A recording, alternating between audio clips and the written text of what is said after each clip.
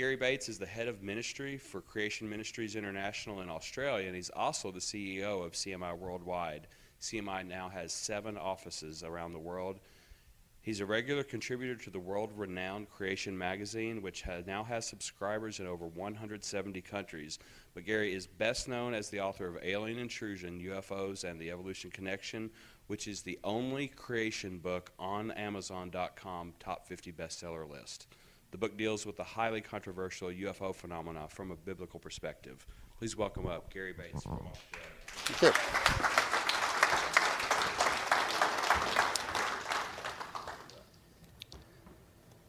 Well, good day.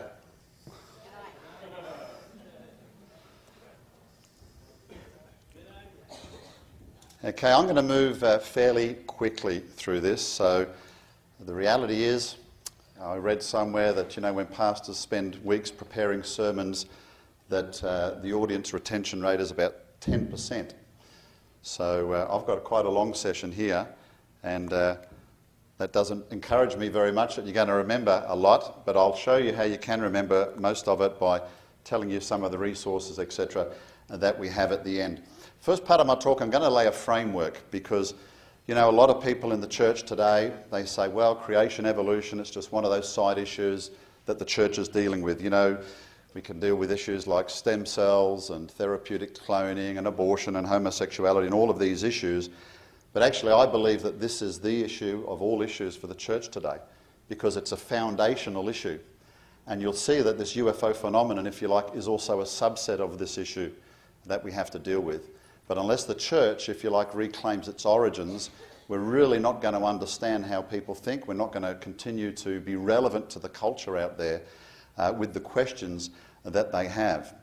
Now, I should imagine for the Christians here today, if you've been out sharing your faith with people, have you had questions like, well, if the Bible's true, tell me how you fit dinosaurs in there. If the Bible's true, tell me where the races came from. What about distant starlight, billions of light years away? How do you fit that into a normal plain reading of Genesis that, and if we looked at the chronologies in the Bible, really only gives us a date in the thousands of years if we take it at face value? Well, what about this question? Probably the number one question I believe that we would get as Christians today. If there's a God of love, why does he allow all the death and suffering in the world? Would that be probably the number one question you receive today? Well, see, my experience is most Christians sort of say, well, don't worry about that. One day when we'll get to heaven, we'll find out all the answers. But in fact, there are actually very simple, straightforward answers to those questions.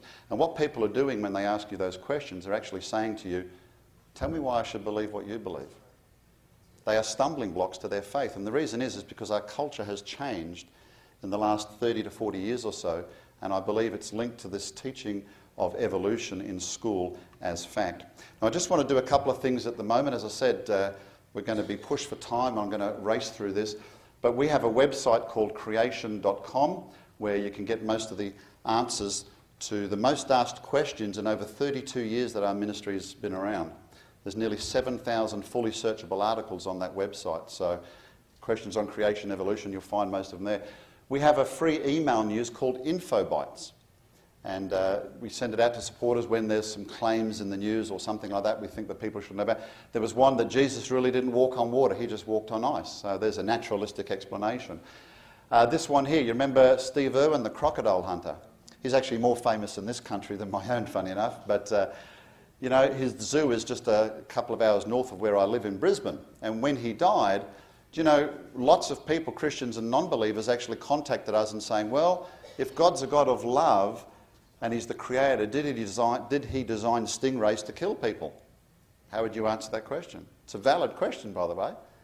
Well, Dr. David Catchpole, one of our research scientists, he wrote an article called The Stingray of Death on our website.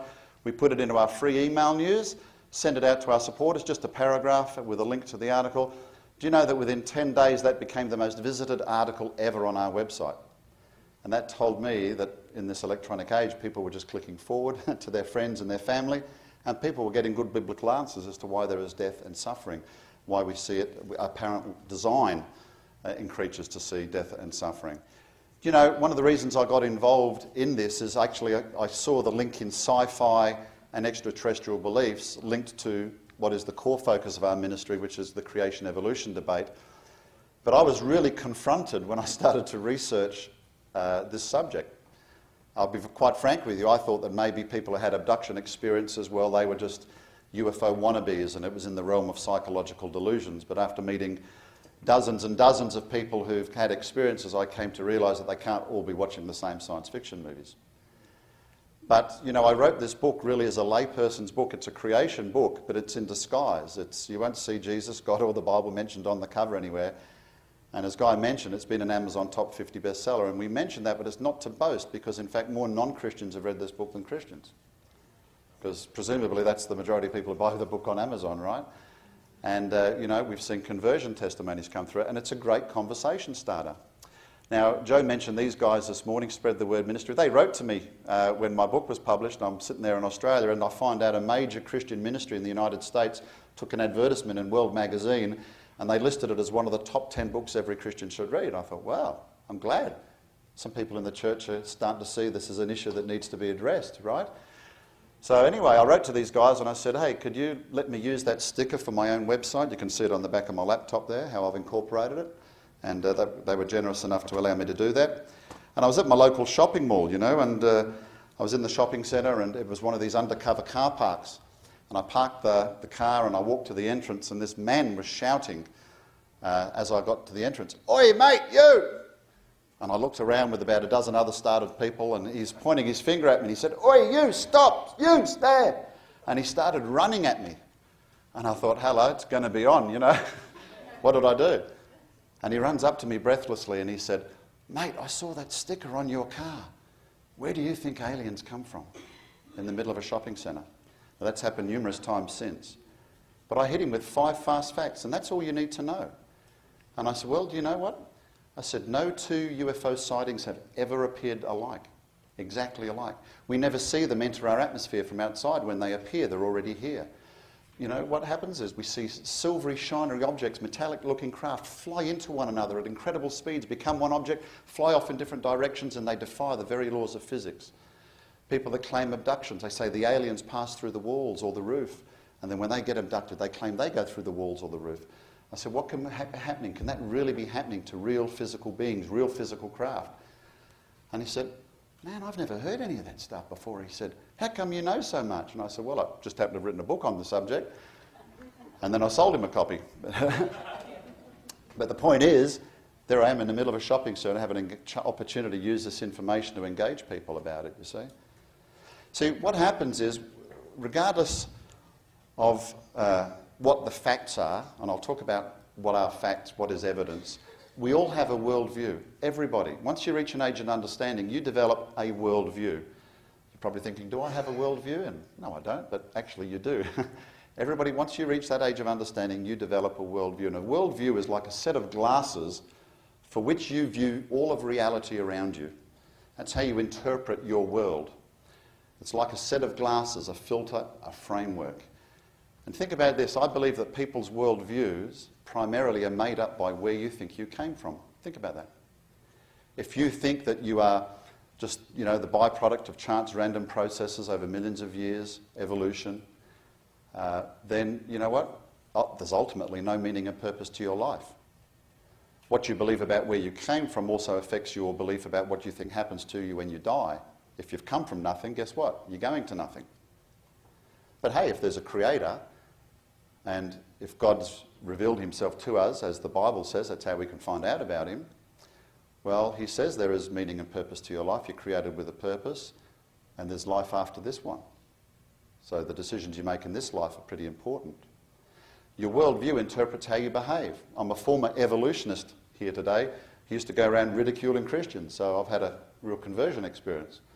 Let me give you an example of that behaviour that you might play out according to your worldview. I remember watching those Ethiopian famines in Africa many years ago. Remember those? Seeing starving women and kids. Terrible situation. But consistent with my evolutionary worldview, I said, well, you know what? They're obviously just overpopulating, so what we need to do is allow them to die out, stop wasting money. It's just going to happen again next year, and allow nature to restore the balance. Now, I'm horrified that I used to think like that, but it was consistent with my evolutionary worldview. Now, as a Christian, what would be my motivation for going helping those people? Well, if the Bible's history is true, if we take it at face value, they are related to Adam and Eve. They are human beings. They're made in the image of God. And when Jesus walked this earth and he healed the sick and he fed the hungry and clothed the poor, he was reversing, if you like, the effects of the curse, wasn't he? That would be my motivation, following his example. See, folks, I'm a realist. Evolution is the most popular view, the most ruling paradigm of today, but doesn't mean that it's the truth. See, most people believe in evolution. You know why? Because that's all they've been taught. Anybody here heard information for creation in the classroom or on the media? Of course not. Like me, I was only ever exposed to one point of view, but I believe the evidence for creation and a young earth is not only scientifically defensible, but also logically and theologically defensible.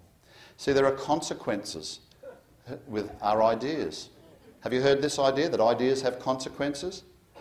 See, remember I said worldview? Our worldview is made up by where we think we came from. See, if you like, a non-Christian worldview says the earth's been here 4.5 billion years, death, suffering, bloodshed, disease over millions of years, that's led to man's existence. You and I are the pinnacle of evolution, but we all just came from pond scum.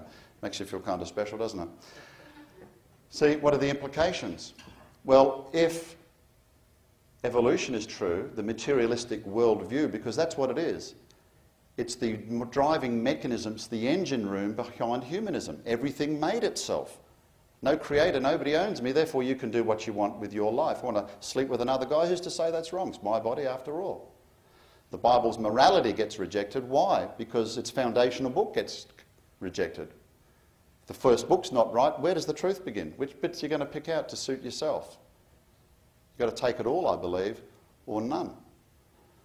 Okay, so you can make up your own rules about life if you're just an evolved ape, but you know what? If the Bible's history is true, we're all descended from Adam, God sets the rules. Sorry about that. It's his creation, his universe. But what do I mean when the Bible's history is true? Well, read it yourself. Go to the Gospels of Matthew and Luke, and you can actually trace Jesus' ancestry. One line through Mary, one line through Joseph. You'll go back to, who's there? Solomon, David, Abraham, all the way back to who? Adam. Real people in real time and space to show that the Bible is real history. And do you know what? You can actually map out those chronologies. Remember, Usher dated the world around about 4004 BC. I actually think that's pretty old, believe it or not. The only reason we don't think it's old is because we're all indoctrinated in the idea of millions and billions of years. But, you know, it's interesting that if you looked at those chronologies, you can't get millions of years in there. Isn't that interesting? Even if there were gaps, which I don't think there are, you're not going to get millions of years in there. Have a look at this. Jeffrey Dahmer, sadly one of America's worst serial killers, when he was in prison on NBC, he said, if a person doesn't think there's a God to be accountable to, he said, what's the point of trying to modify your behaviour to keep it within acceptable ranges? That's how I thought anyway. I always believe the theory of evolution is truth, that we all just came from the slime. You know, when we died, that's it. There's nothing. Well, it's a pretty sad story, isn't it? Now, you might think that's an extreme example, but, you know, I've had conversations with dozens and dozens of teenagers who say, hey, you know what? There's no life after death. You just live, you die, they burn you up, they put you in the ground. Now, you know, have you ever been to Australia? Anybody here been to Australia? Land down under? Yeah. What do you think of it? Pretty nice? Yeah? You know why Australia's so nice? I often tell people it's full of Australians. That's why. But anyway, the reason I ask that is, do you know that we actually have the second highest youth suicide rate in the developed world in Australia?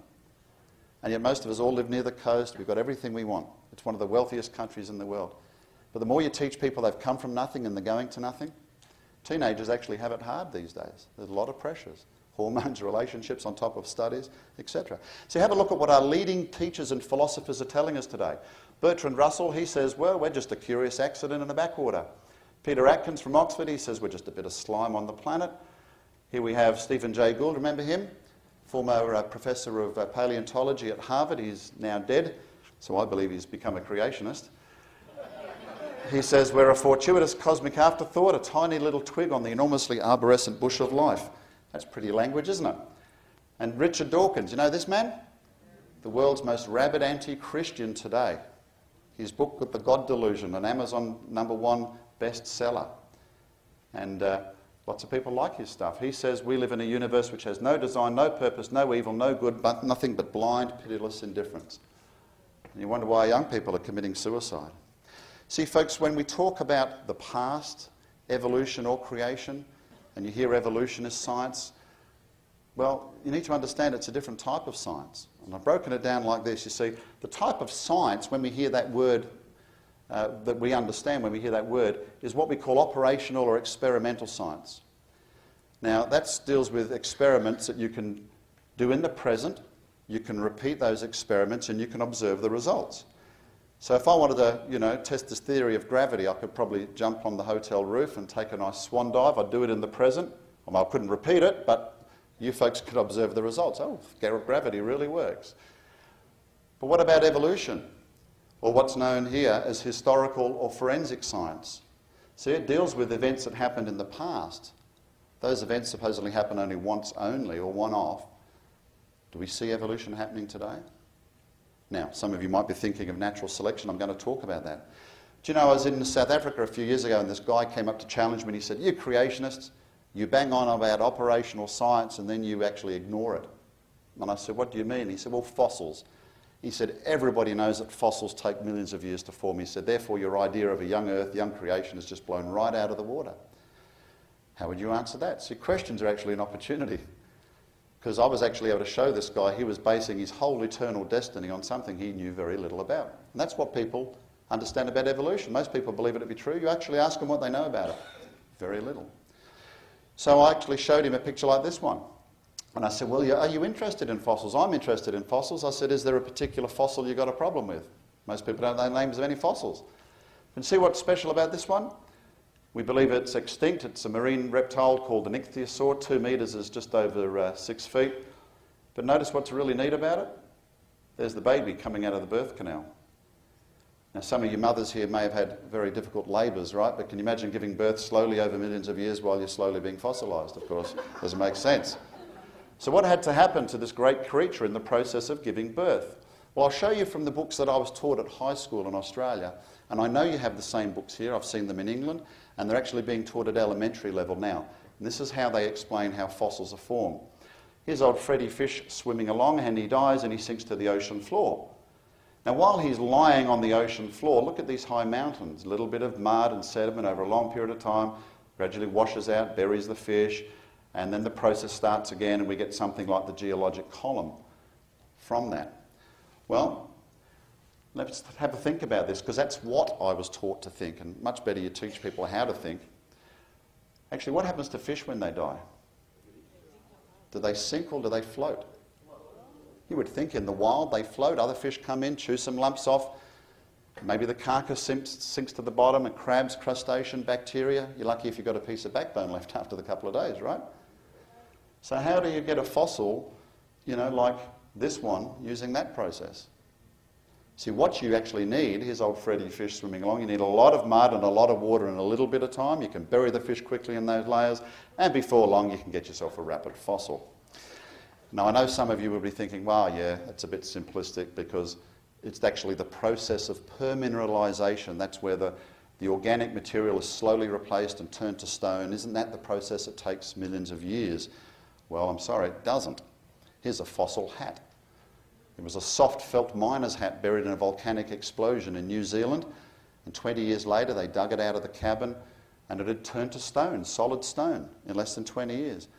I suppose you could say it evolved into a hard hat, right? But what about this one? From my home state of Western Australia, a solid rock ring exposed at low tide up in the far northwest, very, very remote outback regions. And we shipped it down to where I was living in Perth, and we broke it open. Any guesses? Tyre. Yeah, lots of people say a tyre, but have a look. A roll of fossilised fencing wire. And you can even see the individual strands of wire there. See those? Less than 50 years. Here, remember when the station workers were coming through, throwing the old rolls into the ocean thinking they'd decay? What about this one? It's great when you teach people how to think. Some readers of Creation magazine were walking along a beach in Brisbane, and a young boy said, "Hey, this stone looks a bit different to all the others on the seashore," and he turned it over, and inside was a car. See that? So rocks can even form quickly under the right conditions. See, let's have a bit of fun here today. If I was to go home today and start digging in my back garden, and I was fortunate enough to dig up a Tyrannosaurus rex leg bone, okay? Well, am I digging up the past or the present? Give you a moment to think about it. Now, put your hand up if you think you're digging up the past. Come on, be brave. Anybody? Digging up the past? Okay. Anybody digging up the present? That means most of you are too chicken to say. Actually, I gave you a clue because I said if I dig up that fossil today, I exist in the present. So does the fossil exist in the present? It had a past, but it doesn't come with a label on it telling you how old it is, does it? No. See, creationists, evolutionists, folks, we all have the same facts, the same evidence, the same DNA, the same rock layers, the same fossils, the same distant starlight. We come to vastly differing conclusions because we already have a belief system about the past. That's our worldview. See? Now, the idea, by the way, of millions of years, you're probably thinking, well, Gary, don't they do radiometric testing to determine the age of something? Well, listen to this carefully, folks. There is no radiometric dating method you can use to prove the age of anything. It doesn't work like that. All you were doing is measuring radioisotopes in your sample. But how do you know how much was in it when it died? Has any been added? Have the decay rates been constant? Any been taken away? What were the atmospheric conditions like? What were the burial conditions like? You've got to make a whole range of assumptions about the past. Let me give you an example. You know, if I walked into a bathroom and I saw a bathtub with 20 gallons of water in it, and there's a tap running, and I measure the flow rate of the tap, and I find out that the tap is running or filling the bathtub at 1 gallon per minute. So how long did it take to fill the bathtub? 20 minutes? How do you know that? Were you there? Was some water in the bathtub to start with? Did somebody take some out during the time? Did somebody turn the tap off? And so on and so forth. See what I mean? That's just a simplest. It's exactly the same with radiometric dating. And if you don't believe me, here's a quote. I've saved the scientist's name, but he wrote to our geologist, Tas Walker, who's written a lot about radiometric dating.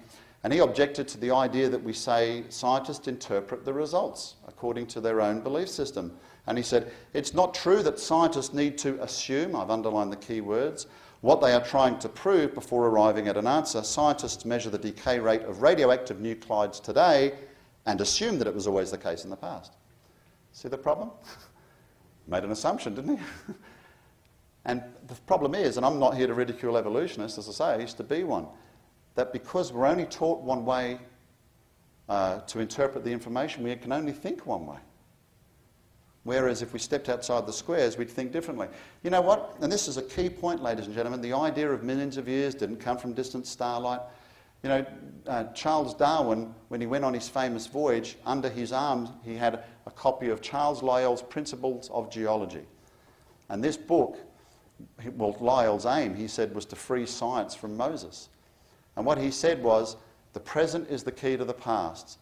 Uniformitarianism, it's called. And a great example of that is the Grand Canyon, how it's interpreted. You see, I was told at school that the Grand Canyon was 2 billion years old, and the Colorado River had cut the canyon over a process of about 500 million years, 500,000 years. Now, the reason they think it's billions of years old, if you see these coloured bands in the rock, they're called strata.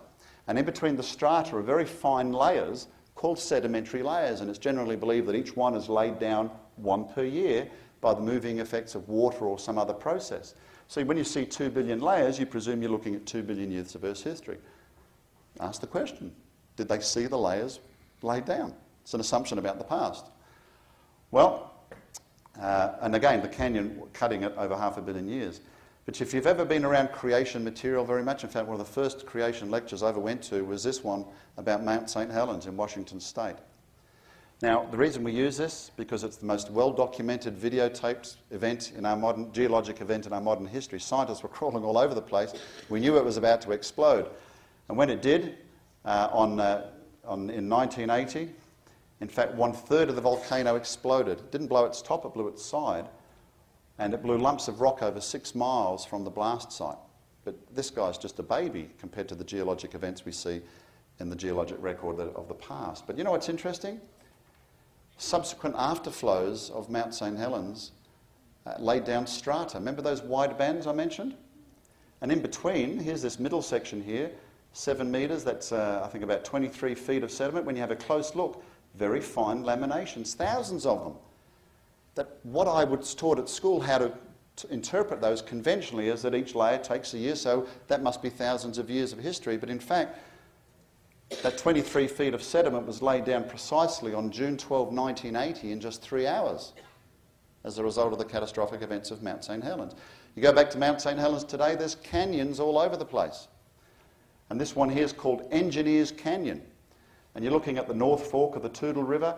And again, because of the way we've all been evolutionised to think about the data, you'd think that that river must have ebbed and flowed at different times of seasons and floods in the past and eroded the canyon over a long period of time. But the reason it's called Engineers Canyon is because nearby Spirit Lake had overfilled with water from the volcanic explosion, and engineers diverted the water into what was this little gully and eroded it in a matter of 8 months. And don't think all the material was soft. The floor of the canyon is solid basalt, some of the hardest igneous or volcanic rock you can get. By the way, see my pointer in the corner there? That guy there, he's called Little Grand Canyon because he's a 1/40th scale of the Grand Canyon. And that one actually took 1 day to form, a whole day. So remember I said we have worldview glasses? So can you think of an event, if I took the Bible at face value and used that as my worldview filter for understanding my word, can you think of an event that the Bible describes that could account for the thousands and thousands of feet of sediment that we see all over the world, and those layers that's laid down actually have fossils in them, things that have been buried very, very quickly? Could you think of an event that the Bible describes? What am I talking about? The flood. Ladies and gentlemen, remember, the millions of years came from the rock layers. That's a key point. What about human evolution? I'm just flying through, and this is just a foundation. I'll get to the UFO stuff in a moment. What about human evolution? Well, you're looking at a picture of Boxgrove Man. This guy is Europe's most exciting human fossil find. And the newspaper clipping there says Europe's oldest known man lived 500,000 years ago, ate elephant, was tall and robust. So you can see he's depicted as the classic missing link. Deep set eyes, lots of facial hair, that typical ape man-looking creature. So what did they find to represent him like that? A whole skeleton you would find, but guess what? It's that little piece of shin bone there. That's all they found. It was interpreted to that. So when you hear these claims, it's wise to say, what is the evidence? How did they derive that view? See, they already believed there was a view of human evolution because that's probably what they were taught at school and college, you see. So they interpreted according to that worldview. You know, one of the world's famous paleontologists, that's people who dig up bones for a living, was a guy who used to work at the British Museum of Natural History, arguably the world's most fine collection of fossils. So Dr. Colin Patterson, he wrote a book on fossils. And a man named Luther Sunderland wrote to him and said, Dr. Patterson, in your book, he said, you didn't mention any of those in-between kinds, you know, the intermediates, the missing links, if you like. You know, Dr. Patterson wrote back? He said, I fully agree with your comments on the lack of direct illustration of evolutionary transitions in my book. If I knew of any fossil or living, I would certainly have included them. He goes on and says, yet Gould and the American Museum people, Stephen Jay Gould, are hard to contradict when they say there are no transitional fossils. I will lay it on the line, there is not one such fossil for which one can make a watertight argument. Now they should be hostile witnesses to my belief system because they're evolutionists. But at least there they were being candid about it. What about dinosaurs? Probably the most commonly thing used to this idea of millions of years. Well, you're looking here at a picture of a Tyrannosaurus rex blood vessel, and those red blobs are actually unfossilized blood cells. So what I mean is the material is still in its organic state. And that's pretty significant, folks, because the last dinosaur supposedly walked the earth 65 million years ago. So how could organic material remain for millions of years? See, we just hear the expression millions of years, we just don't think about how long that is. Think about how long 1,000 years is. I mean, I can't even imagine that long. And we sort of talk about millions as if it's nothing. The lady discovered this, evolutionist, Dr. Mary Schweitzer from Montana State University. She said, it was exactly like looking at a slice of modern bone, but of course I couldn't believe it. I said to the lab technician, the bones, after all, are 65 million years old. How could blood cells survive that long? So here's the question. Actually, how does she know they're 65 million years old? Can she know they're 65 million years old? No, she can't. She can't do a test on it. In fact, her belief in evolution there is an inhibitor to good science because the most obvious conclusion you read is that the bones could only be, maybe hundreds of years old at the most. By the way, the same scientist, and this was reported in Science magazine, one of the world's most prestigious science journals.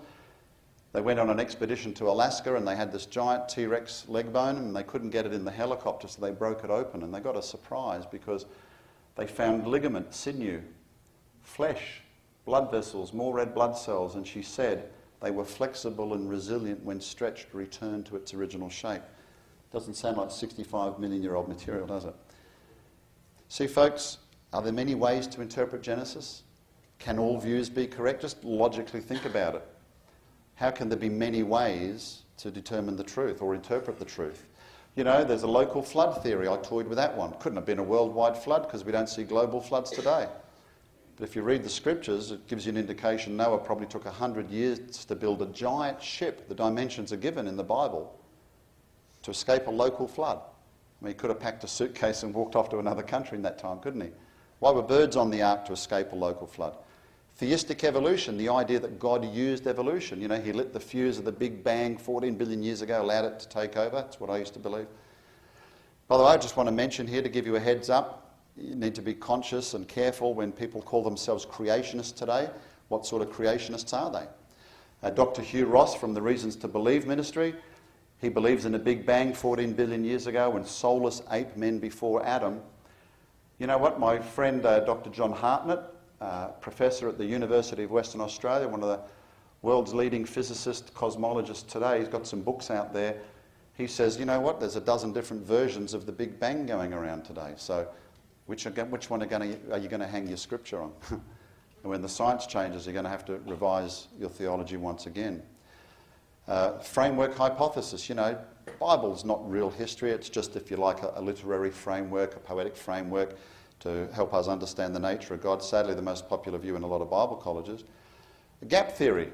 Well, there might be gaps in Genesis 1:1. You know, in the beginning God created the heavens and the earth, and in that gap we can stick all those radiometric dates and the geologic layers, and then verse 2 we can talk about the infilling of God's creation in 6 days. I don't have time to talk about these ideas in depth, but just go to Exodus 20:11, and it says, "For in 6 days," and there's no period, no gap, "for in 6 days the Lord made the heavens and the earth and the sea and all that is in them, everything in 6 days rested for one." There's no gap. By the way, that Exodus 20:11 is a very important passage of Scripture because it's actually one of the 10 Commandments, inscribed by the finger of God in tablets of stone, it says. What are some of those other commandments? Thou shalt not murder, thou shalt not steal. I don't suppose most of us have too many issues with those, but then we go through these theological and mental gymnastics to try to say to God, well, you didn't really mean 6 days, did you? The one I toyed with for many years was this one, the day-age theory. Those days could be millions of years. You know, a day in the Lord's like 1,000 years, that passage from 2 Peter. Actually, if you read on, it actually says, and 1,000 years is like a day, so it actually just cancels itself out. But you know, that's talking in context about the patience of God, that he's not willing that anyone should perish. You see, Dr. Hugh Ross here, he says the Hebrew word for day, yom, can mean an indefinite period of time. And it can, he's right. It's the same with the word day in English. And I'll give you an explanation of what he means. But it depends upon the context. See, if I said to you it took me 3 days to drive from Los Angeles to Roswell, how many 24-hour days am I talking about? 3. You automatically understand it. You know why? Because I defined it in context. I used the number 3. But if I made a statement to you and said, whoa, way back in my father's day, how many 24-hour days am I talking about now? You don't know.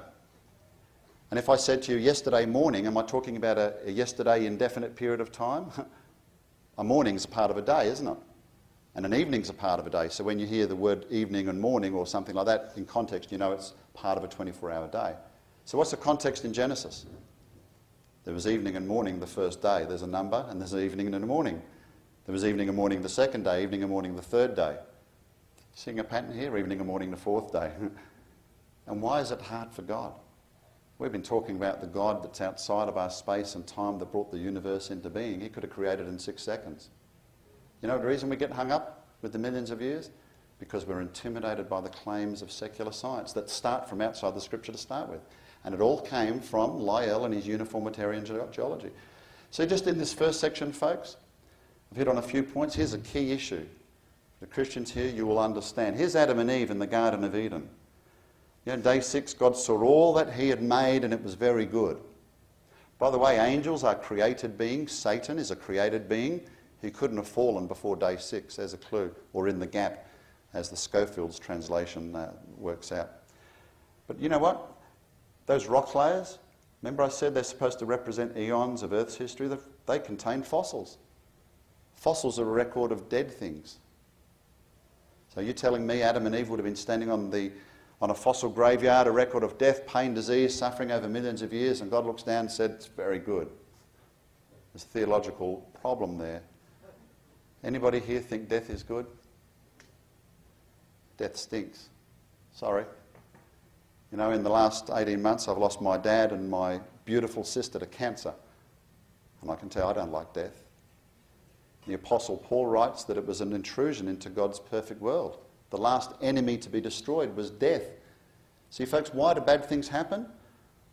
Because we live in a sin-cursed world. Now, you might think God was, wrong to do that, but you know what? Death's a blessing. Because we were destined to live forever. Adam and Eve were destined to live eternally in the flesh. But they would have then been eternally separated from God. But it's only now, via the mechanism of death, if you believe in the one whom God sent, the Lord Jesus Christ, you can actually, through death, be reconciled back to your Creator. See, God didn't resort to plan B because he's sovereign. He knew what happened. Folks, the New Testament confirms there was no death and bloodshed before Adam. Therefore, just as sin entered the world through one man and death through sin, in this way death came to all men because all sinned. People want to know if God's a God of love. Well, folks, you know what? The reality is we're all going to die. Sorry about that bad news, but there's nothing we can do about it, is there? Here we are, we're all on this mud ball spinning in space, and there's nothing we can do to save ourselves. Nothing. But you know what? Even though we messed up God's perfect creation, he sent a rescue mission out of heaven. While we were helpless sinners, Christ died for us, the Bible says. And he saved us. People want to know if God's a God of love, but you know what? Remember I said there was a foundation to all of these things. Doesn't make sense unless you go back to the beginning. So should you take Genesis literally? Folks, if Genesis is not real literal history with a literal very good creation, with a literal Adam and Eve, and if sin did not literally enter the world through their action, here's the problem. And you and I don't literally need to be saved from anything. The very reason Christ came was because of what happened there in the Garden of Eden.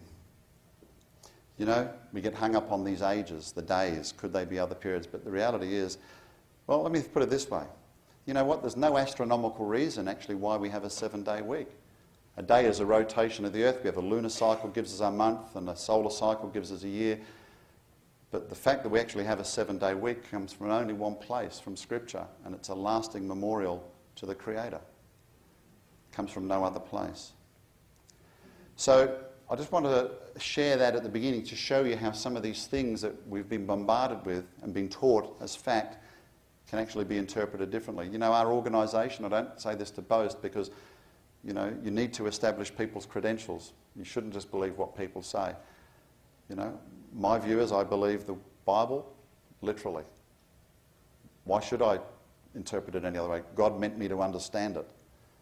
And our organisation, you heard we've got 7 offices. We employ more scientists than any other Christian organisation in the world.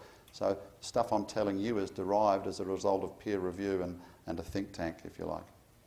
So let's get on to this subject, understanding where UFOs come from.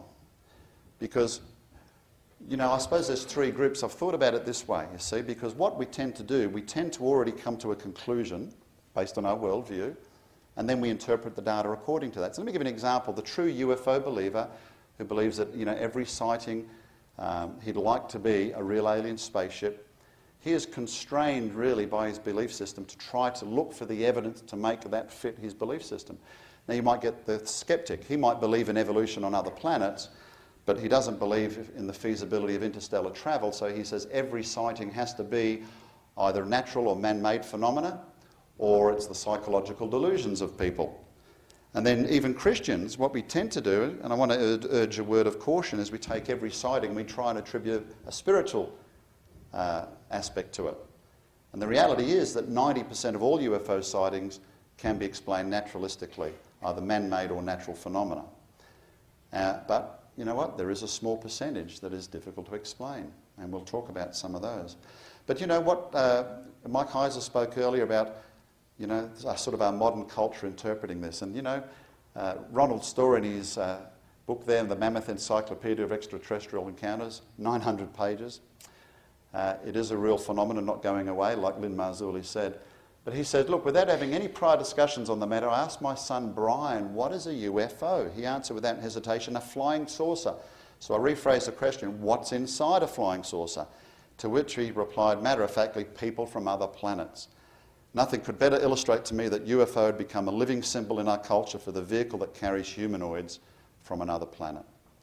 See, folks, just think about the influences that we have. Science fiction, evolution. Why is evolution a key? Well, you know what? Life can only get here on Earth by one of two ways, two belief systems. Either it was created or it evolved. So when you look out in this enormous universe, there could be trillions of galaxies and possibly trillions of planets out there. So surely life must have evolved out there as well. You know, I was at a UFO conference in Brisbane, and a UFO investigator got up the front and he said, look, the great cosmic science experiment works. We know that. Here we are, you and I are proof of it.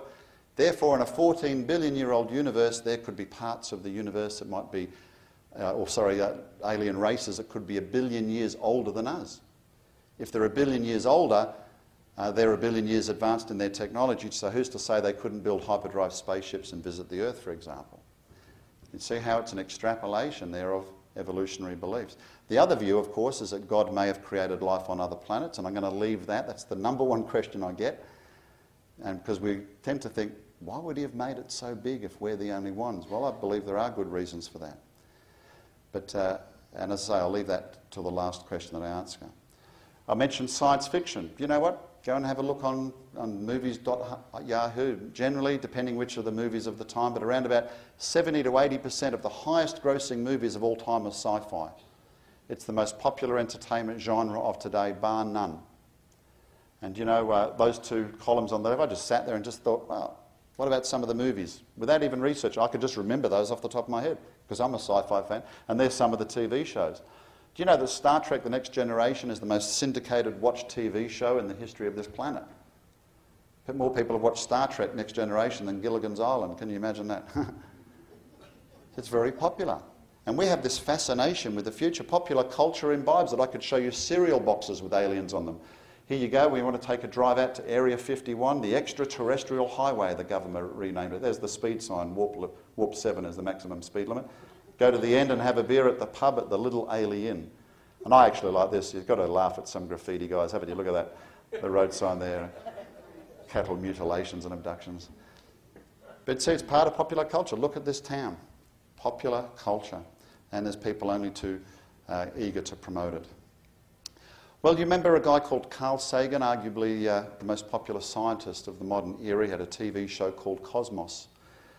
And if you remember that, if you're a geriatric like me, you know, there used to be the picture of the waves rolling on the shore, and the voiceover said, the cosmos is all that is, ever was, or ever will be.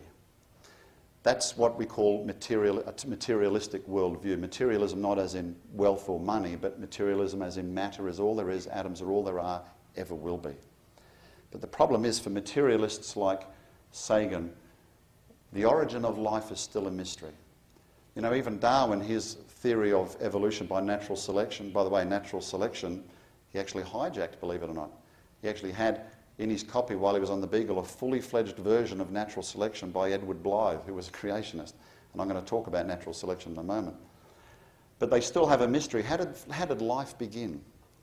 Well, you know, some of the popular views today is that, obviously, you know, the Miller-Urey experiment, amino acids were first formed in a reducing atmosphere, formed the first protein, the first cell, and we, all life on this planet, is descended from a common ancestor. And in fact, this man here, I wrote this article on Sir Francis Crick and James Watson, who won a Nobel Prize for the discovery of the DNA molecule back in 1953. Crick there seated was an ardent atheist. He already had a worldview that said there is no God, there's no creator, And one of the reasons he entered university or the sciences, he said, was to disprove the notion of a supernatural creator. So a pre-existing worldview. But when he was confronted with all of this information on the DNA molecule, and I'll talk more about that in a sec, this is what he wrote in a book called Life Itself. He said, an honest man, armed with all the knowledge available to us now, could only state that in some sense the origin of life appears to be almost a miracle. So many are the conditions which would have to have been satisfied to get it going. Wow, he sounds like a creationist, doesn't he? But he's not. So he's confronted with all this information. When you see information, where does information come from? An information provider. Does information spontaneously reorganise itself? Or, you know, something like that? Well, Crick said the aliens did it. And that's something known as panspermia, right? And there's two views of panspermia. There's panspermia, where life may have fallen to the Earth by accident from some distant planet. And then there is directed panspermia, where, if you like, aliens have seeded life on Earth. And actually, that's one of the most common messages that people are getting in their visitations, isn't it? Wonder why that is. Because no God is necessary. We're your creators. We're the ones that are going to fix the holes in your ozone and save you from global warming and have nice, warm, homespun stories. Please trust us. Well, let's just have a look at this. Sir Fred Hoyle, famous astronomer, talking about panspermia, not directed panspermia. He says, I am charmed but not impressed by the picture of life forms developing in warm little ponds protected in their icy igloos from the cruel cold and near vacuum of open space and falling to primitive Earth at speeds exceeding 11 kilometres per second. What's that, about 6.5 miles per second? Oops. So you can see there's a problem. By the way, he's not a creationist either. Hoyle was an evolutionist. But he said the chance that life could have got here by accident was very remote. He said it was actually like filling the universe with people with Rubik cubes and trying to get them all arrive at the same result at exactly the same time. That's how big the chances would be. So now, whether it's indirected, if you like, undirected panspermia or directed panspermia, the idea that some life could get here and evolve, that is to, we've got to add information to the genome, you know, we've got to get from pond scum to professors, basically, is a problem. See, all life is based upon information. You know, you have trillions of cells in your body all floating around right now, and in the nucleus of every cell is something called this DNA molecule, which is just an information storage system. And there are letters of information there. You actually can look at the letters and they're all ordered, you know. For example, the simplest living organism on the Earth today is a bacterium that has about 580,000 letters of information in its DNA. That's the simplest. And every single letter in that 580,000's worth of DNA, letters worth of DNA, has to be ordered and arranged in exactly the right manner. And if you change the order, guess what? Life does not exist for that bacterium. It can't reproduce. Now, if I could take a single strand of every one of your DNA that's in every one of your cells here, single strand of your DNA, if I could type out the letters into books, I'd amass a pile of books that would reach 1,000 high. And every letter in 1,000 books worth of information has to be ordered and arranged in exactly the right manner. So what happens for evolution to occur, so remember this, if you think aliens seeded life on Earth, some simple primitive life, you've got to add information. See, we never see information being added to the genome. Never once, never in a laboratory, never in the wild, in the natural world. It doesn't happen. I'm going to show you why. But the first thing, we hear about some simple cell, you know, millions of years ago in a warm pond on Earth. A simple cell? A cell is more complex than a machine. They've actually been described as cities. Cities that have factories in them. And these factories have machines in them. Machines don't come about by chance. They are actually molecular machines. It's non-living material that is, with the information, actually transports material from one part of the cell to the other on highways that's being built as it walks and then being disassembled behind it as it goes. They have temperature-sensitive control mechanisms to avoid overheating, elaborate communication networks within and without the cell, power plants to produce and burn energy and even store energy, and this is all manufactured from high precision from raw materials, can reproduce itself in about 20 minutes. I don't know any cities that can do that. When you look at a cell, you're looking at something that is irreducibly complex. A man by the name Michael Behe, in his book Darwin's Black Box a few years ago, he said that, you know, when you see an example of irreducible complexity like a mousetrap, the idea is that you cannot remove any components from it and still have it functioning. So, for example, if you looked at the mousetrap, it's designed to catch mice. You have to have all 5 parts there to catch mice. If you remove one component, it ceases to be a mousetrap by definition because it will no longer catch mice, right? So take one part away. That's an example of irreducible complexity. You know what? You cannot take any components apart of the cell. You cannot remove information from DNA and have the same organism that you started with. So let's look at this a bit more. We're going to do a natural selection. Natural selection is a real event. It occurs really out there in nature. Creationists don't have a problem with it. But what happens is evolutionists say natural selection is evolution. So remember as I show you this with the idea that some simple life was seeded here on Earth. I'm going to do a natural selection experiment for the fur length in dogs. I like to use dogs because everybody understands dogs. Most of us have dogs. We have all sorts of different dogs, you know, Great Danes, tall ones, fat ones, little ones, like Chihuahuas, if you can call those a dog, but anyway. So, in fact, you go to the British Natural History Museum, there's a display of dogs, and there's a sign up that says, Darwin says dogs prove evolution. So let's see if that's right. There's about 300 different breeds of dog. Now, just imagine, we try to represent these as these dogs having medium fur length. And the reason they're right in the medium range of fur length is because, hey, the dad here, he's got a gene for short fur and a gene for long fur. So he's got all the information necessary for differing fur lengths, but he's smack bang in the middle because he's got all the information. And the mum here is the same, short fur gene, long fur gene. So when these dogs have puppies, they can produce dogs with short fur. Why? Inherited the short fur gene from dad, short fur gene from mum. You could get dogs with medium length fur, short fur gene from dad, long fur gene from mum, and vice versa. Maybe the long fur gene from dad, but they're still expressed in the middle range, different combination of genes. And then you get this guy here, right? And what's happened? He's inherited the long fur gene from dad and the long fur gene from mum, one set of instructions from each parent. Guess what? Look at the variation in one generation. But guess what happened? All that variation had to come from pre-existing information. It had to come from more information than was passed on to the offspring. So let's say we take this truckload of dogs and we'll go and drop them up into an Alaskan winter, okay? Which ones have a survival advantage?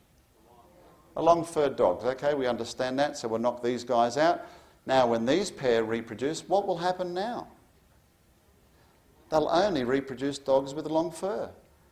So they've adapted, and some would say evolved, to their environment. That's natural selection. The nature has culled out those with unfit characteristics. But here's the key, folks. There's a loss of information. Natural selection always reduces information. And I'm not meaning to offend people here today, but if you think that life could have evolved or was seeded by aliens and you know, with just some simple DNA with all the coding work out, what happens in nature, testable, repeatable, empirical science, it doesn't work. The information heads in the wrong direction.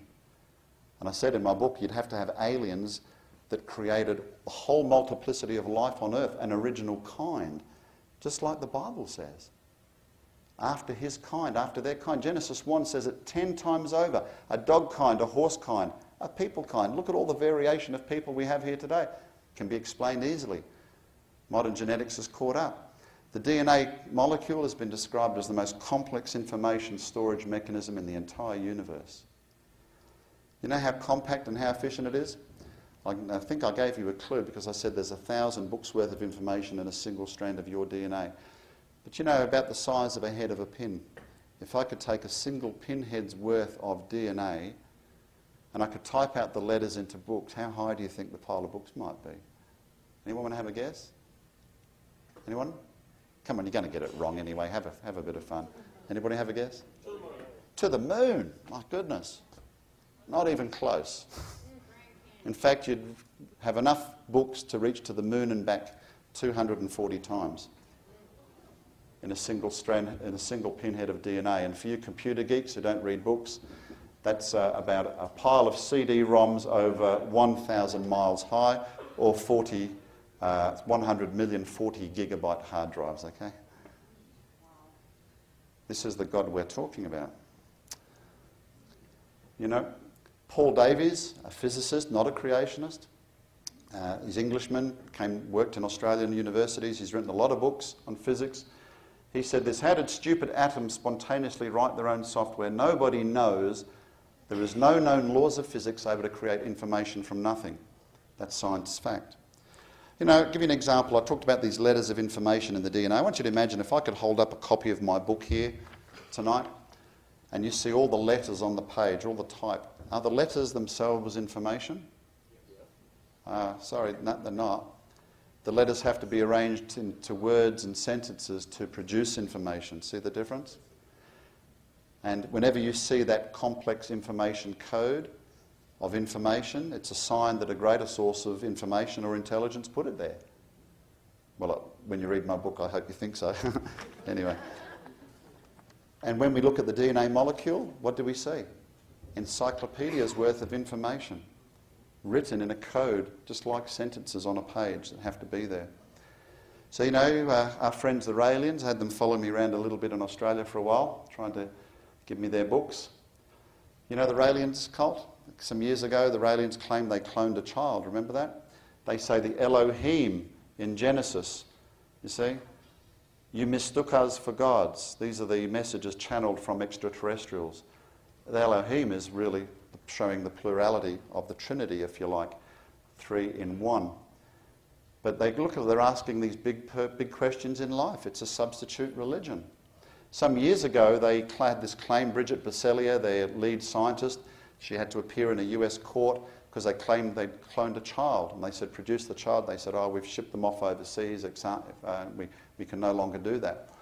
And at a UFO meeting in Australia, the Raelians were there and they had their book tables, just like we've got our book tables there. And I went up to this one young man wearing his Rael symbol, and I said, wow, I said, you know, I heard in the press that Rael is very, very happy with all the publicity you're getting. He equated it to about $500 million worth of free publicity. And in a French accent, because apparently they send out missionaries from France or his headquarters, he said, yes, we're very, very happy. We have many people coming to us now. But then he corrected me and he said, could you please not say his name, for he is the Messiah, you see. Now, the message that Rael received was this one. This was his book, The Message Given by Extraterrestrials. But he's had a moment of inspiration and he's renamed it, and he now calls it Intelligent Design. So, folks, there's just an answer. The intelligent design movement is very popular in this country. That's not enough. Who's the designer? You see? And hopefully I've shown you, even if they say they created life on Earth, but you know, they would have had to have created thousands of different fully formed kinds of animals, and don't believe that's the case. And here's the big issue with all of that. With all of these messages about aliens being our creators, who created them? Is it simplistic? But it's valid, isn't it? So if aliens created us, who created the aliens that created us? And who were the creators of the aliens that created us? And you're just pushing the problem into outer space where you can't solve it. You know, and the people I've met that have had abduction or experiences, you know, I've heard, well, I got a message and they told me that our creators were from the Pleiades. And then I talked to somebody over here and they said, well, our creators were from Orion, and over here from Zeta Reticuli. And hang on, they can't all be right, can they? Someone's not telling the truth, because they can't all be correct. It's at that level, I believe, you can unpick it. So, folks, quite simply, as that little guy says, if Earthlings didn't believe in evolution, I wouldn't exist. You know, when you watch Star Wars and Star Trek and you see all those weird, wonderful creatures, different shapes, etc., actually, what's the unwritten message? Didn't they evolve differently on their countries? Didn't evolution take a different turn? Of course, Star Trek, the prime directive, that's, you know, we don't interfere with a culture until they've developed warp technology. So we see all these cultures at different stages of evolution, for example. Now, I've talked about biological evolution. Aliens couldn't create life on Earth, you know, remember I said the origin of life is still a mystery. But we've got to go back even before that, because we've got to have a universe to start with, haven't we? And again, remember I said I met that UFO investigator. He said, we know the great cosmic science experiment works, the Big Bang. Well, let's just ask about this and see what we've learnt, because if there was a Big Bang 14 billion years ago, are we in the realm of operational science or historical science? Which one? Historical science, isn't it? Exactly. Okay, we're not there to see a Big Bang many years ago. Now, I'm going to give you an explanation of the Big Bang. Many people believe in it because it's used so much, that expression. As I said, there's many different forms, but here is the most common view. And I'm simplifying it, and again, not to ridicule, but it's also very accurate. It goes like this: in the beginning, there's nothing. But when I say nothing, I'm not even talking about empty space. Space is something. It's a medium. Einstein called it the ether. If you like, it's a medium through which we can transmit light. So there's no space, there's no planets, there's no matter, no atoms, nothing. There's nothing. I can't imagine it, can you? You know why you and I can't imagine it? Because we're living in a three-dimensional universe, in time and space. We can't understand things beyond that. But anyway, in this nothingness, there's something called a quantum fluctuation. I don't quite know what that is, but it's just something that occurs to create the first kernel of energy, a quantum particle. And in this particle that's, give you an example, no bigger than the head of a pin, all the matter and all the energy and all the space of the entire universe is contained within it. And then for some reason, it suddenly expands. Faster than the speed of light, our universe comes into being. E equals mc squared. Remember that from school? Energy converts to matter. And clouds of dust and gas coalesce to form, stars, galaxies, planets, and ultimately human beings.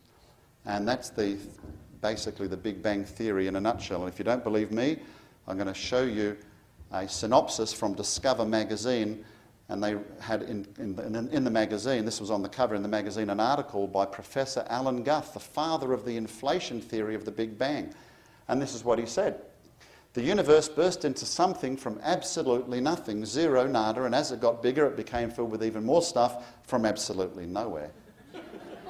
And I love this cartoon, which says, let me get this straight, first there was nothing and then it exploded. You see, folks, if somebody says to you that the believing in creation is unscientific, well, guess what? They don't even have a physical universe to start with. So you can pretty much invoke anything you like because the laws of physics don't apply. It sounds like almost like witchcraft to me, right? It's magic. So now either there is a supernatural being outside of our universe who brought time and space into being, or matter can suddenly rearrange itself into complex living organisms, and it's eternal. But I actually think a very, very good scientific explanation is that God created the heavens and the earth. So let me break this down for you a little bit, because for me personally, this is the most profound statement in all of Scripture. Let me break it down. That's why. It's loaded. In the beginning, God. That tells you someone was there before the universe. Now, of course, it's fair to ask, who made God? But again, you know why you ask that? Because I'm sorry to say it's actually our naturalistic understanding. We cannot understand other dimensions. We cannot understand anything outside of time. Because, put it this way, whether you're a big banger or a creationist, if I was to ask you the question, did the universe have a beginning, what must you answer? Yes, let me explain to you. See, a scientific principle is everything which has a beginning has a cause. Think about that. This building, somebody thought about it, designed it, built it, it had a beginning, it had a cause. You and I have a beginning, and we know what cause does, right? So the universe is real. It must have had a beginning, and therefore it must have had a cause. That is a scientific fact, a scientific principle. Evolutionists start outside of that paradigm. See? Now, the reason it's difficult to understand, just consider again, there's no space. Here's God. The Bible says he inhabits eternity. I used to think that eternity could be billions of years in the past and billions of years in the future. But actually, what's eternity? I sort of come to the understanding it's timelessness. Time does not exist. Time exists for us. You know why? Because time began with the creation of the physical universe. What did I say? What do we use to measure time in our local neighbourhood here? The rotation of the Earth and the solar cycle. And somewhere else they use different measurements of time. You know, we have a Jovian year or something like that. But before the universe began, I don't think time existed. And that's where God is. So why do we say, hey, God, you know, it took you billions of years? Well, there is no time to God. As I say, he could have done it in 6 seconds. You know, it's interesting. We get some great insights from Scripture. In Job 26, there he says, he hangs the earth on nothing. How did Job write that? He couldn't have a space shuttle to go out and look back at the earth and figure that out, could he? And then Isaiah writes, he sits enthroned above the circle of the earth. The Hebrew word there, kug, translated sphere or globe, something like that. Isn't that interesting? The Bible says in Isaiah 45:18, God himself that formed the earth and made it, he hath established it, he created it not in vain, he formed it to be inhabited. The earth looks like it was made for life, doesn't it? Do you know there's something the scientists call the anthropic principle? Have you heard of that? The anthropic principle basically says that the entire universe, not just the solar system, the entire universe gives the appearance that it's specifically designed for life on Earth. But they don't believe it, but they say that's what it looks like. So how do they get away with that? Well, let me give you a couple of examples first off, and just a couple of simple ones. Our moon. Our moon is receding from the Earth, you know, a couple of centimetres, you know, half an inch a year or something like that. But you know what? Even a million years ago, it would have been so close to the Earth that we'd have enormous tides that would wash up on the land and recede every day, hundreds of kilometres onto the land. When we look at our position in our solar system, we're what's described in the Goldilocks zone. You heard that before? Just the right distance from the sun. And too close, we fry. Too far away, we freeze. And then we look at our solar system, we appear to be in just the right position in our Milky Way galaxy. Because if we were any so closer to the galactic central bulge, well, we'd all get, you know, zapped by cosmic radiation. So it wouldn't be much fun, and etc. And then even then they say, and our galaxy appears to be just in a nice position in our universe. All by chance, of course. So how do people who say, well, that's what it looks like, but we don't believe it? Again, you see, you start with a materialistic worldview that has to give a naturalistic explanation. Well, they say, well, in the past, there's been infinite universes. Maybe there was a big bang and a big crunch, and a big bang and a big crunch going on endlessly. But in this particular universe you and I live, the dice of evolution just happened to fall in the right number, and they all got going. So that's why we're here to ask the question, why does the universe look like it's been designed in the first place? It's actually a non-answer. It's like you taking poison. I'm saying, how did you survive the poison? And you say, well, if I didn't, I wouldn't be here to answer your question. It doesn't answer the question. That's the problem. And Paul Davies here again.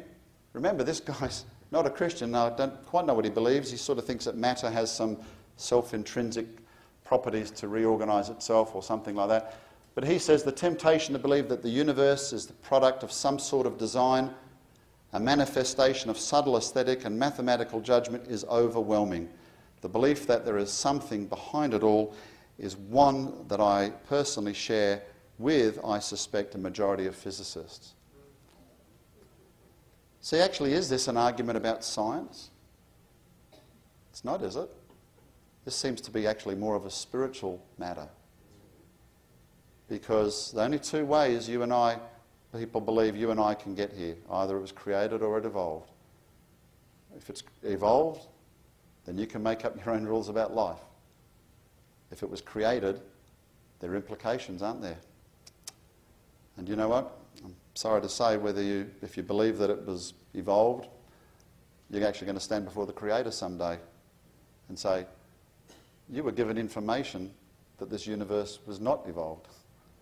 And Romans 1:20 clearly warns that we are actually without excuse. Do you know why we're without excuse? Because it also says that we can see from what has been made that there is a creator. And why is evolution so subtle? Why am I so passionate about this subject? Because for years I struggled with a materialistic worldview. Did what was right in my own eyes because I was never exposed to this information. That's why I believed in it. Evolution is a very subtle Well, it's actually not so subtle, but it's a lie. That's my belief. That's what I believe. And Charles Darwin himself strongly resisted the idea that you could add evolution to the Bible. He said, it doesn't work. Now, let's have a look at this idea a bit deeper. Because the standard view that most people have, particularly in layman's world out there, of the idea that aliens are really visiting us in their spaceships is what's known as the extraterrestrial hypothesis, the ETH. And it particularly grew in the 50s after, obviously, the explosion in the 40s. The idea of aliens evolving on the planets, other planets, became popular. But as understanding about the enormous size of our universe increased, it became obvious that aliens could not travel thousands or even millions of light years across the universe, requiring multiple generations to make the trip. You know, I'm a Star Trek fan, right? And they have those matter, antimatter propulsion systems, and because when matter and antimatter meet, it's the opposite of E equals mc squared, you get energy again. By the way, do you know that the lack of antimatter is the #1 most serious objection to the Big Bang theory of the universe? Because in that Einstein equation, when energy converts to matter, you should also get an equal amount of antimatter. And we do not see any antimatter anywhere naturally occurring anywhere in the universe.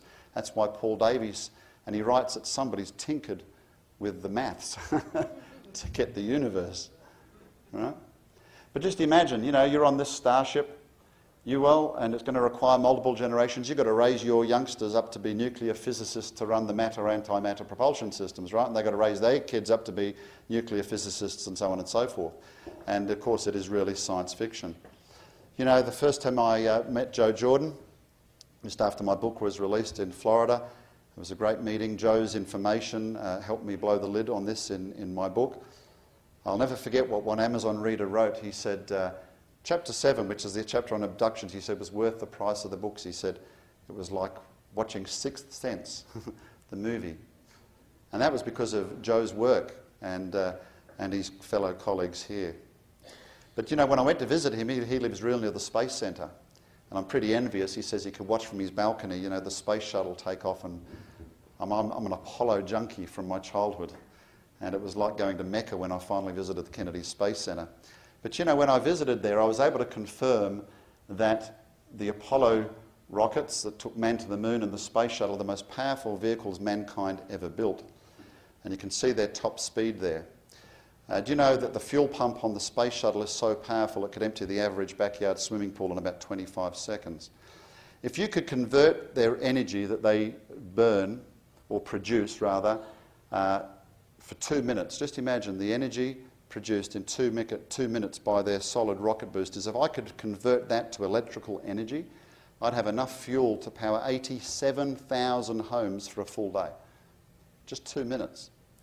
And yet, at the best speed Apollo could produce, unfortunately, it doesn't get us anywhere near fast enough to get around even our own galaxy.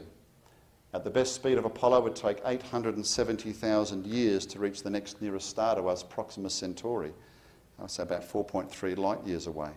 So if you want to get around the universe, you need some craft like this, right? Okay, time to come out of the closet, all the Trekkies. Reveal yourself. Yeah, I feel like I'm in Friends. I did that in churches. Not many people put their hands up. Well, live long and prosper. Anyway. These guys travel at warp speed, much faster than the speed of light, of course. The speed of light is 300,000 kilometres per second, 186,000 miles per second. Well, a lot of people think because you're in space and you're weightless that it's easy to get around. It's not the same energy requirements as you have on Earth, but it's not like that. Just imagine if I was up there on the International Space Station and, you know, Mission Control radioed up and said, "Hey, Gaza," because that's my nickname in Australian, "can you get out the spacesuit, mate? I want you to get outside. We need you to push the space shuttle, the space station, a couple of feet to the left." Now, do you think I'd be able to do that? But the space station is weightless, isn't it? So am I, exactly right. Same laws of physics apply. What would happen? You'd see me going backwards. So just imagine this. Let's go through. If I wanted to propel a 500-gram ball, now what's that? It's about a pound, 1 pound in weight, to just half the speed of light, represented there by c, it would take 4,000 years, 4 million years to reach Andromeda, the next galaxy to my own, right? It would take the energy requirements to get to that speed of 98 Hiroshima-sized atomic bombs, just a 1-pound ball. Now, when I get to my destination, because once I get out in space and get going, I'll just keep going at that speed. So I've got to slow myself down. I've got to use the same energy requirements again to slow myself down, and then I've got to use the same energy requirements to speed up for the return trip, and when I get to the Earth to slow down again. That's 4 times the energy requirements just to propel something like a 500-gram ball. And so what sort of energy requirements would you need to produce to fuel those city-sized craft? Now let's go on. I know some of you might be thinking, well, you know, if there were races out there that were technologically advanced, couldn't they do these things? We just don't understand what could be developed. Well, I'll get to that in just a moment. There are other problems. There's 100,000 dust particles for every cubic kilometre of space. Now, 1/10 of the speed of light, the impact would be like 10 tonnes of TNT going off inside your spaceship. A pea-sized object would produce enough kinetic energy equivalent to 2.2 atomic bombs. Now, of course, science fiction to the rescue, because what does the Starship Enterprise have? It has deflector arrays, right? But you know what? You've got to detect a grain of dust 9 trillion kilometres away every second to try to avoid it. Wow, pretty clever. Have a look here. Here's just a couple of panels on the Hubble Space Telescope. Now, it hasn't done a lot of damage, but can you see the impact marks? And that thing's just sitting in our atmosphere in geosynchronous orbit. There's a lot of stuff in space. It's not empty. This is a window of the former Space Shuttle Challenger. 1983, a flake of paint, 0.2 of a millimetre in size. It's about the size of a pinhead. Caused that gouge in the window of the Space Shuttle. $50,000 to replace the window. It's pretty expensive glazing bill, isn't it? Other problems. G-forces. 1G is equivalent to Earth's gravity. And I suppose you've been to the theme parks. You ever driven roller coasters and felt the acceleration, the deceleration? That's G-forces. Do you know Air Force pilots have to undergo special training to actually constrict their muscles, to try to constrict their blood flow so they don't pass out when they pull, you know, very fast turns, 8, 9 Gs, etc. So can you imagine changing directions at the speed of light or even faster?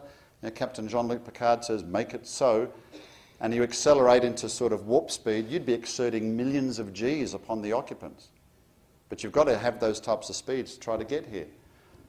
Well, again, Star Trek, science fiction to the rescue. What do they have on the Enterprise? Inertial dampers. See, there we go. So you don't get splattered up the walls when they do U-turns at warp factor 9, etc. There's other problems. Cosmic radiation.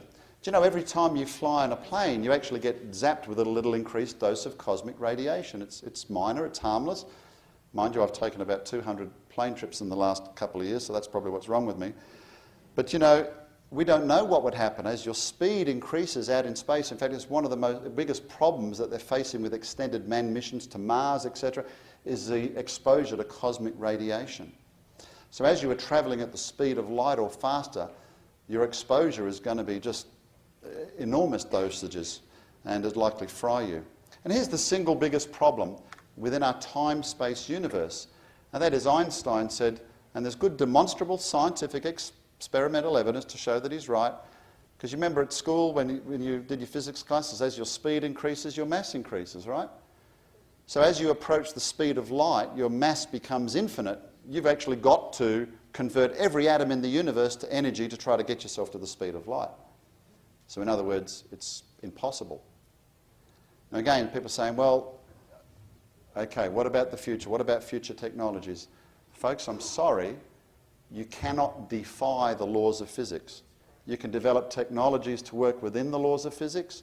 You cannot work outside the laws of physics. You are bound. They are fixed, immutable laws that you and I live in. If we didn't have gravity as an immutable law, you'd be floating off all over the place. You can't switch them off. I talked about the speed of light. I don't have time to talk about how we can see distant starlight millions of light years away in a young Earth creation, but we've got books out there, Starlight and Time by Russ Humphreys, and he's just put a paper on our website to develop that a little bit more. Just the clue is that when you hear the expression a light year, it's not a measurement of time. It's a measurement of distance. It's an expression used to define distance. But let me just give you a quick clue. and we know this works. Gravity can distort time. And so he has a creation model where the Earth, which in fact redshifts now show that we are actually somewhere physically near the centre of the universe, that while we are near the gravity well, where all the mass is at the creation, time of creation, that in an expanding universe, at the event horizon of an expanding universe, you could virtually get billions of years worth of processes occurring while literally a day passes on Earth, because our time dilation effects here on Earth would cause our clocks to run very slow. Now please note, I'm not saying the universe is billions of years old, because the time frame reference of the Bible is where? Earth. 1 day, 2 days, etc. That's the time frame reference for the universe. So that's what we need to remember. Also why I don't think billions of years is there. Dr. John Hartnett, his new book. And remember, I'm not saying these guys are right, but what I'm showing is that these are good scientific, rational, theoretical models put forward to show that it's possible. This is a new one, Starlight Time and the New Physics. And John Hartnett at the University of Western Australia, it's quite amazing. He's actually paid by the Australian government to basically destroy the Big Bang. And you know that this year they held the second Crisis in Cosmology conference in this country. There's an article on our website about it, because over 200 scientists have signed an open letter to Nature now saying we need to get rid of the Big Bang. It doesn't work, it's untenable. Okay? So there are some explanations there. I suggest you can go to our website. So quite simply, if aliens are not physical aliens, are not visiting us from other planets because of the laws of physics and the different problems with space travel, remember the worldview, the belief desires the aliens to be true. Therefore, let's figure out a way that they can get here some other way. And they develop something known as the interdimensional hypothesis, which is the most popular view today of how extraterrestrials allegedly get here. Let me give you an example. I was in Canada, came home from a meeting, switched on the TV, and I was watching a cable station, a sci-fi channel, and there was a lady sitting in a chair channeling a message from an alien being. And the interviewer said to this lady, actually, she believed she was alleged to be talking to an alien, if you like, possessing this woman's body. She said, "You earthlings don't understand. We've evolved to such an extent we don't need vehicles anymore. We can just go wherever we want." And she said, "And if you tried to touch me, my atoms move so fast that your hand would actually pass through my body." And again, I'm not trying to be ungracious or anything, but if you know anything about the strong and weak nuclear forces that hold matter together, that's just, I know we'd say in Australia, rubbish, garbage, wrong, trash. It can't happen. And I don't care what you believe might happen in the future. Again, those laws of physics hold atoms and matter together.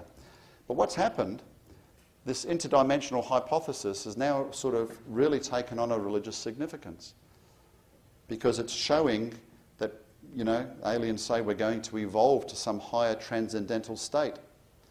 You know, Barbara Marciniak of the Pleiadians, she says, you know, the Christians are going to get taken off the earth in some sort of rapture-type theology to allow Mother Earth to evolve into her next transcendental level. The word evolve is underlining that we can also evolve spiritually, for example. I just want to caution here, Christians, when you hear things like the string theory. Okay, I've written articles about this on our website. In fact, 3 days ago I wrote an article, or I wrote a long time before that, but it appeared 3 days ago, about multiverses, multi-universes. Let me just say there is not one shred of scientific evidence to suggest this. They're trying to solve the problems of the Big Bang by resorting to more and more esoteric and elegant mathematics. Okay? But what happens is people, even well-meaning Christians, think, wow, string theory. This could actually tell us that there are multiple dimensions in which we exist. They could be those spiritual dimensions. Well, I believe the Bible talks about a spiritual dimension. You might have compartments in that dimension, but I'm sorry, I don't subscribe to the idea that there are multiple dimensions to our existence. So here's a quote from the book that I wrote, just to sum it up. The common denominator of both camps, the interdimensional or the extraterrestrial hypothesis, is the belief that evolution has occurred for countless eons all over the earth, all over the universe. This point cannot be emphasised strongly enough. It is the basis for virtually all belief in alien life, whatever form that life might take. But then we've still got to answer what's going on. with all of these encounters. I'm sure you know about the Washington UFOs, seen on 3 separate radar installations, buzzed the Capitol Dome, and then the US Air Force went up and they disappeared from view, just vanished. So the Air Force landed, out came the lights again, played cat and mouse. Mexico City, arguably the most well-documented, most watched UFO event in history, where these silvery, shiny-looking metallic craft hovered in downtown Mexico City, dozens of video cameras, thousands of people witnessed to the event. No explanation by the Mexican government as to what happened. They quite openly admitted they don't know what it is. By the way, in Australia we say, you know, when you get and it's the same here, when you get an increased flap or sightings of UFOs, it's called a flap or a wave, right? So isn't that the original Mexican wave right there? It's a UFO wave, isn't it? So there we go. You didn't get that. Okay. What about this? Messages from beings claiming to endorse an alternative view of origins. Right back there. See, that book is foundational. Genesis talks about the beginning of things. It talks about our Christian doctrine, our need for salvation. Destroy that book and the rest will just topple like a house of cards. Remember I said, where does the truth begin? This lady, I communicated with her over email. She claims to be a Christian, but she's had these experiences. UFOs parted the Red Sea. Elijah was raptured into a spacecraft. Moses was spoken to in the burning bush from a radio transmitter beamed down by the mothership, you know. And where did she get those ideas from? Well, I'm sad to say she was actually having experiences, needed some help, and she went off to see a man by the name of the Reverend Dr. Barry Downing. Heard of him? He's, I don't know if he still is, but he was the former chaplain to MUFON, I think. Mutual UFO Network, the largest organisation, clearinghouse for UFO investigations and reports. So he thinks angels build these things. Oh, remember I said no two look exactly alike? Do you know, we can get up to and have had up to 150 sightings every day. They'd have to be building a lot of them, wouldn't they? See, she said she was a Christian, believed the Bible, and I thought, really? That's unusual, because usually these things are always centred on discrediting the Bible, as we've seen from other lecturers here in the last couple of days. So as I talked to her more and more, then it became down. She says, I even believe the Bible's the Word of God. And I thought, wow, I don't know how to deal with this. But as we got on, she said, oh, well, hang on. She said, we actually haven't got all the Bible.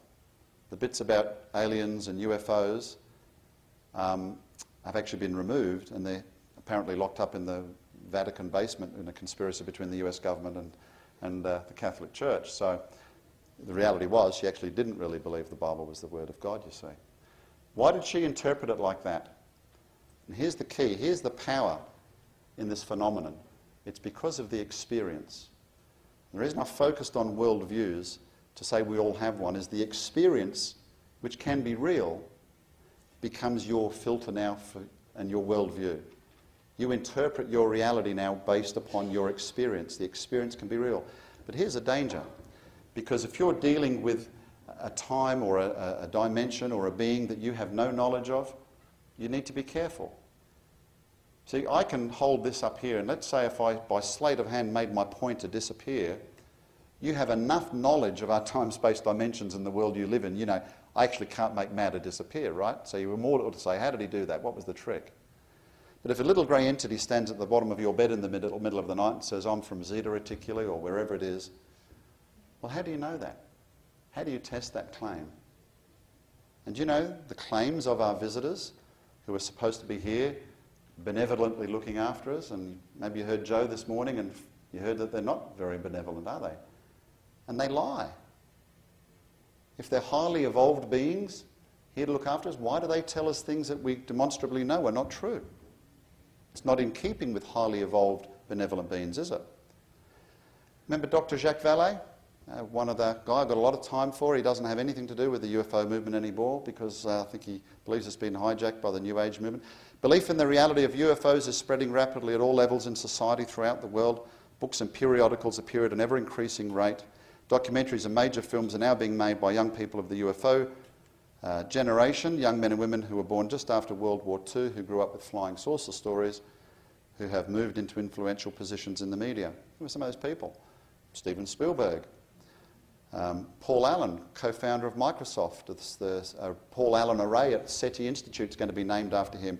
Hewlett and Packard have donated money to SETI, for example. Folks of my generation, remember that movie, Close Encounters of the Third Kind? For me, one of the most influential movies on me as a young man growing up and not a Christian. Dr. Jacques Vallée, the Frenchman, the lead character in that movie, was actually based on Dr. Jacques Vallée. And of course, the bulk of the movie was devoted to this man's work, Dr. J. Allen Hynek. And if you'd watch the movie again, he makes a little cameo at the end when the spaceship lands and they make contact. That movie, I say, was influential as me, as a young man growing up with a materialistic worldview. I remember going home after the drive-ins on little country lanes thinking, I wish they'd just come and take me like that lucky man Richard Dreyfuss when he went there. I wish that was me. And it's become a substitute religion. A sociologist by the name of Gerald Eberlein has shown that people who are given over to this movement are particularly susceptible to religious ideas, and for them it's become a substitute religion. But you know, I have a lot of respect for Dr. Hynek.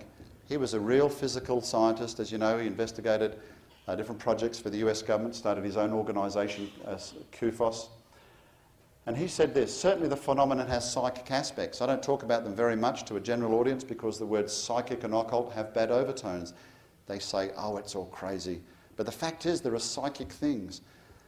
For instance, he says, UFOs materialise and dematerialise. There are people who've had UFO experiences. Sorry, the picture's cut out some words, I've just realised that, who claim to have developed psychic ability.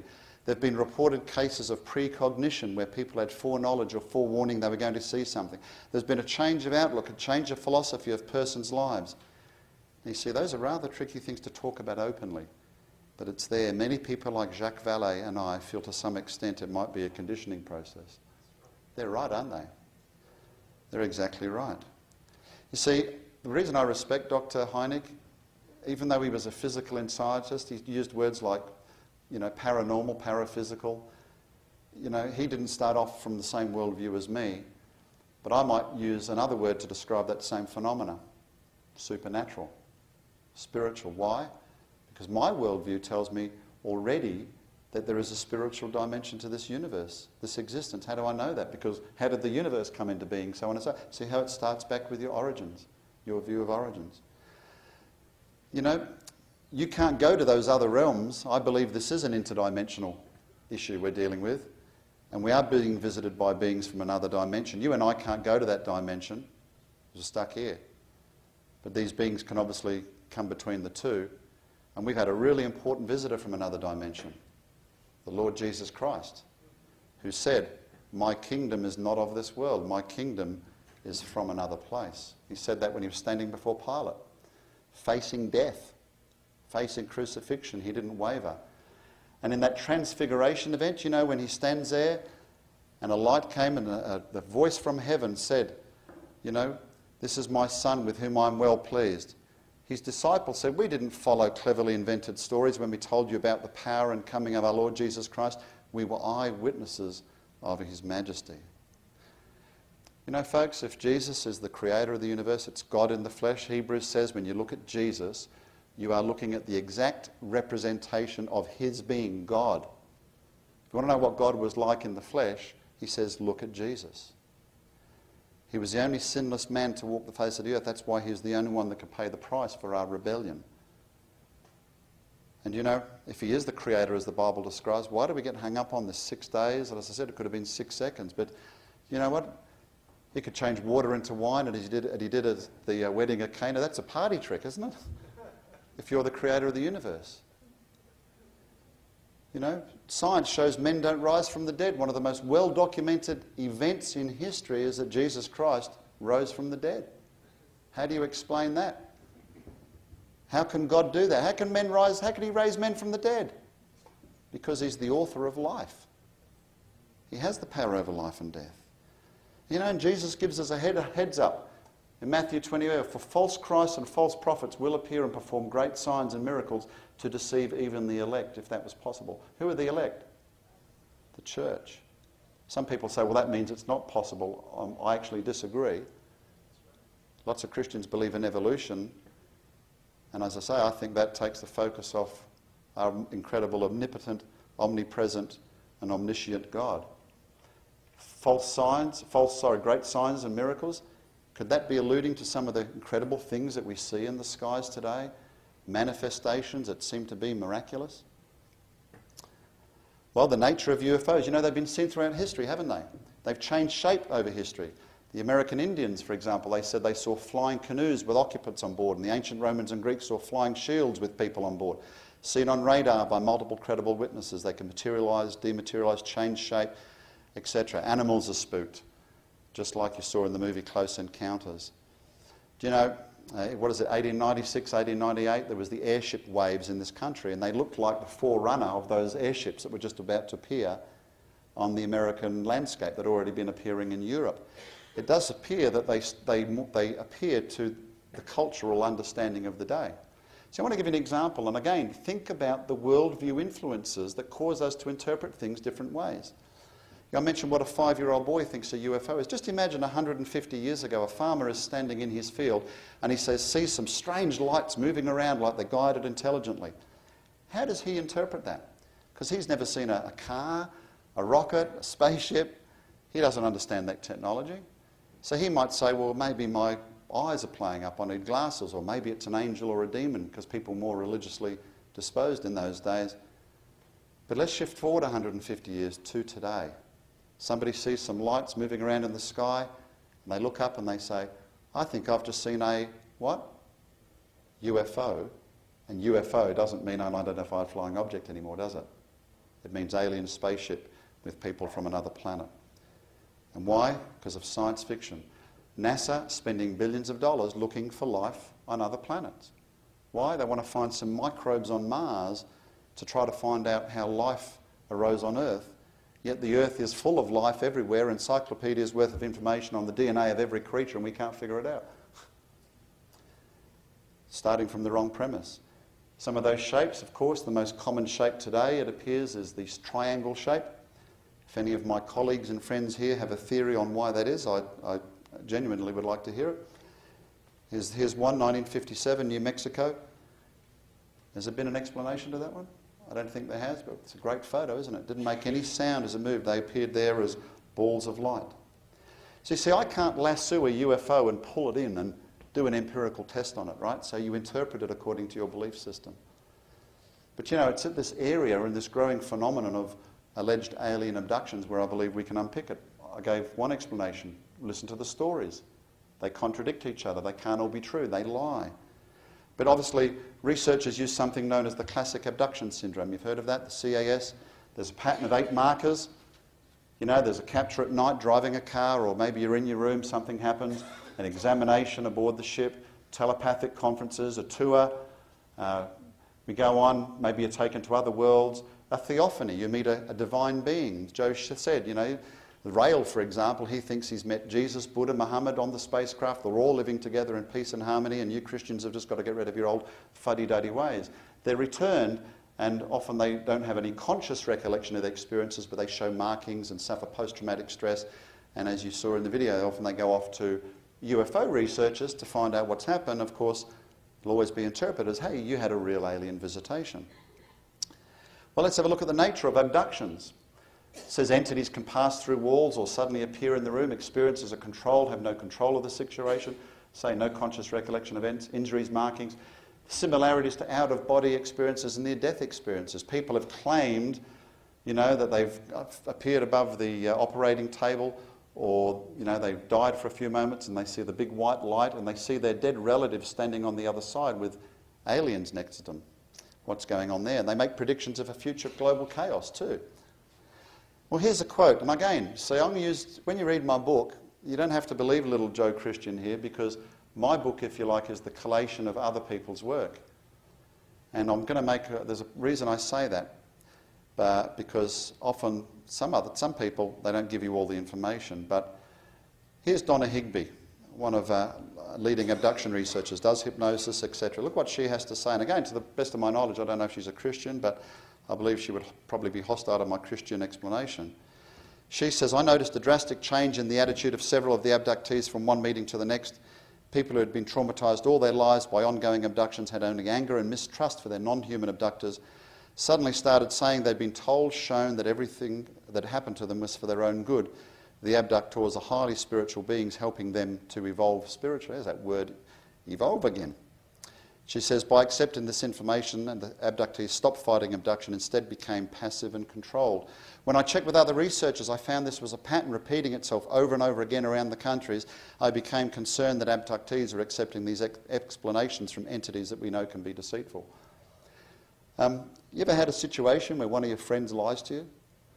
Yeah, it's actually, you never thought about that? If somebody lies to you, they're a liar. Why would you want to trust beings that are demonstrably known to be deceitful, lying? It's not recommended to take anything else at face value. You know, she says abductees became passive and controlled. Most people are traumatised, but the isolation of the experience ends up with them being given over to their abductor's cause. That's something known as Stockholm Syndrome. Heard of that before?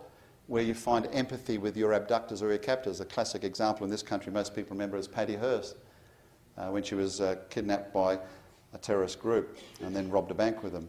Lynn Cato, senior bibliographer at the Library of Congress. A large part of the available UFO literature is closely linked with mysticism and the metaphysical. It deals with subjects like mental telepathy, automatic writing, and invisible entities, as well as phenomena, there should be, like poltergeist manifestations and possession.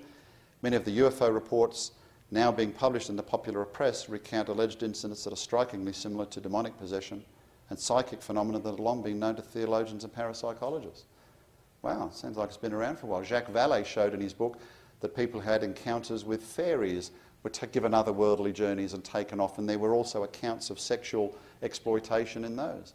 But see, if a little fairy or a being claiming it was a fairy stood at the bottom of somebody's bed in the middle of the night today, well, the person would probably doubt their own sanity, because in this enlightened age we don't believe in things like fairies, do we? But you know what we will believe in? We will believe that that being has defied the very laws of physics, travelled from a galaxy far, far away, has chosen you in your bedroom, and out of all the galaxies in the universe, and you are special, you are chosen. John Keel, sort of paranormal New Age researcher, he's written books on UFOs. Look what he says. And in case you don't know him, his most famous one was the Mothman Prophecies, which was made into a book. He says the devil and his demons can, according to the literature, manifest themselves in almost any form, can physically imitate anything from angels to horrifying monsters with glowing eyes. Strange objects and entities materialise and dematerialise in these stories, just as the UFOs and their splendid occupants appear, disappear, walk through walls and perform other supernatural feats. He goes on and says demonology is not just another crackpotology. Thousands of books have been written on the subject, many of them authored by educated clergymen, scientists and scholars, and uncounted numbers of well-documented demonic events are readily available to every researcher. Can I just stop there before I read on? Because this is the bit that rattles my cage. Because when I started looking into this, you know what? He's saying it's readily available to every researcher. Every researcher. So how come when you read the UFO literature, it's not there? Because it does not fit in with their worldview that they want these beings to be ETs from another planet. And therefore, when you read that literature, ladies and gentlemen, you cannot make an informed decision about what it is. You're not being given all the information. You know, when somebody gives you a half-truth, you know what it actually is? It's a half-lie. For the same reason, you haven't got all the information. He goes on and says, and the manifestations and occurrences described, and he called it an imposing literature. There's tons of it out there. Are similar, if not entirely identical, to the UFO phenomenon itself.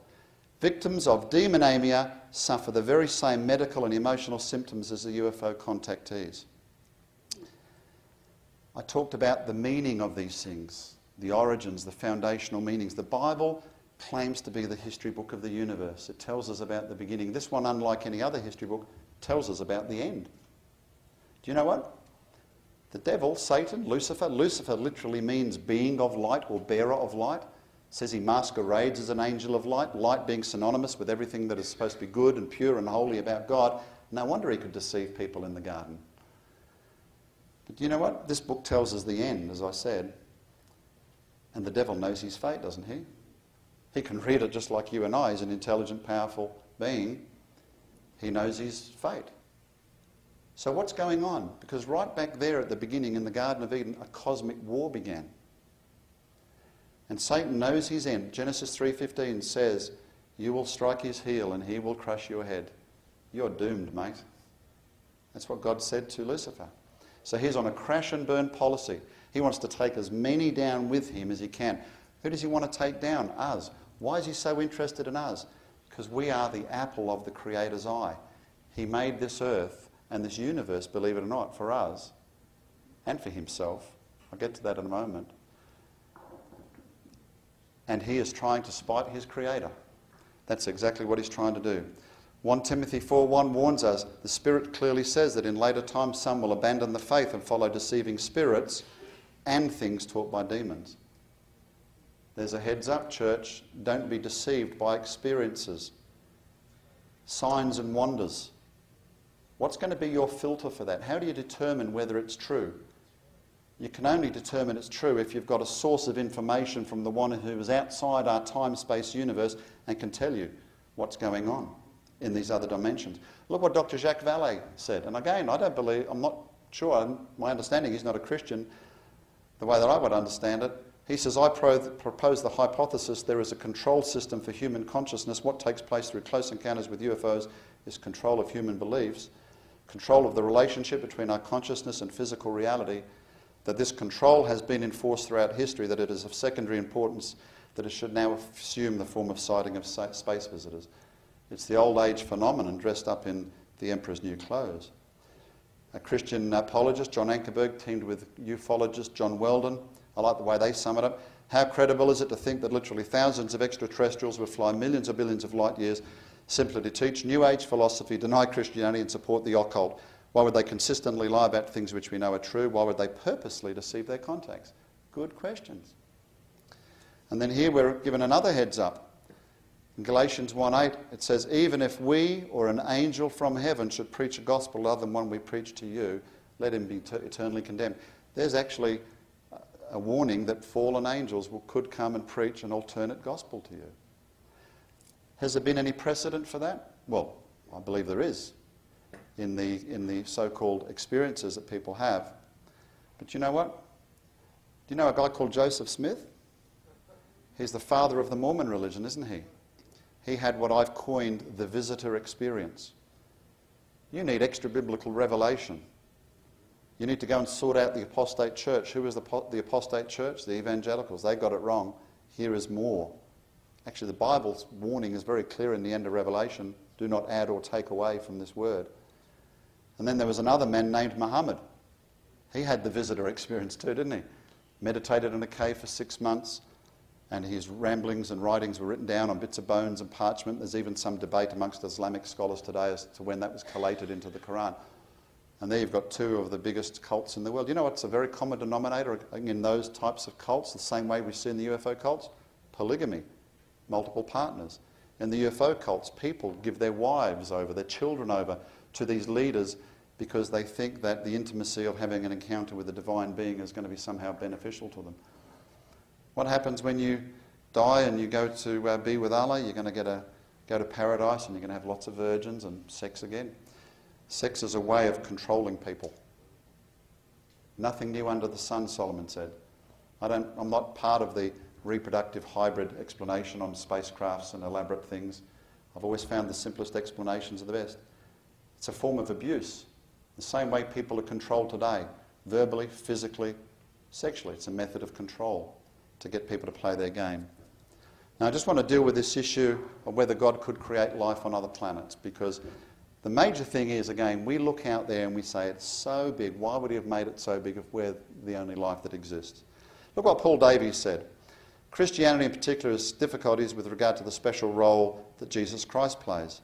If they wish to retain Jesus Christ as the Saviour, is he the Saviour of mankind only, or of all sentient beings throughout the universe? Because he already presumes it exists based upon his evolutionary beliefs. Or will each community have its own Saviour? Doesn't it start to become a little ludicrous? Well, let's have a look. First thing I want to say is many people often comment, well, Gary, the Bible is silent about aliens, therefore they might exist.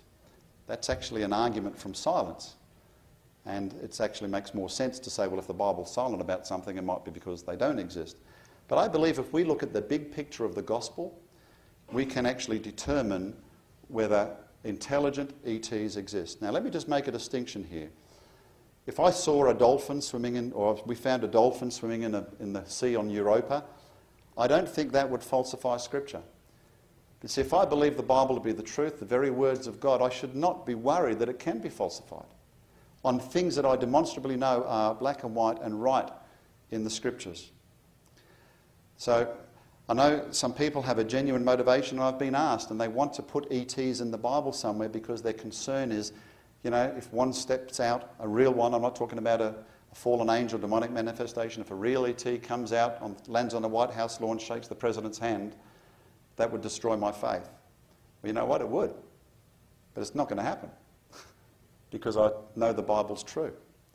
So let's just think about that, because if God did create intelligent ETs elsewhere in the universe and they were capable of building, you know, warp drive, hyperdrive spaceships, whatever, to get here, it would require a level of intelligence not found in simple animals like bunny rabbits or something on other planets.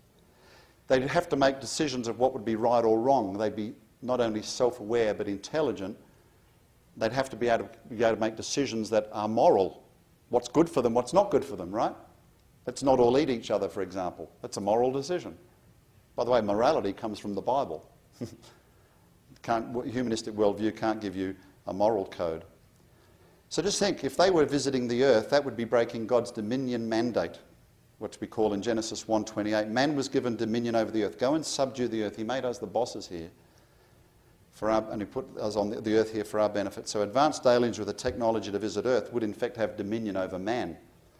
I don't believe God goes back on his mandate, his promises. I think that's just one thing to consider.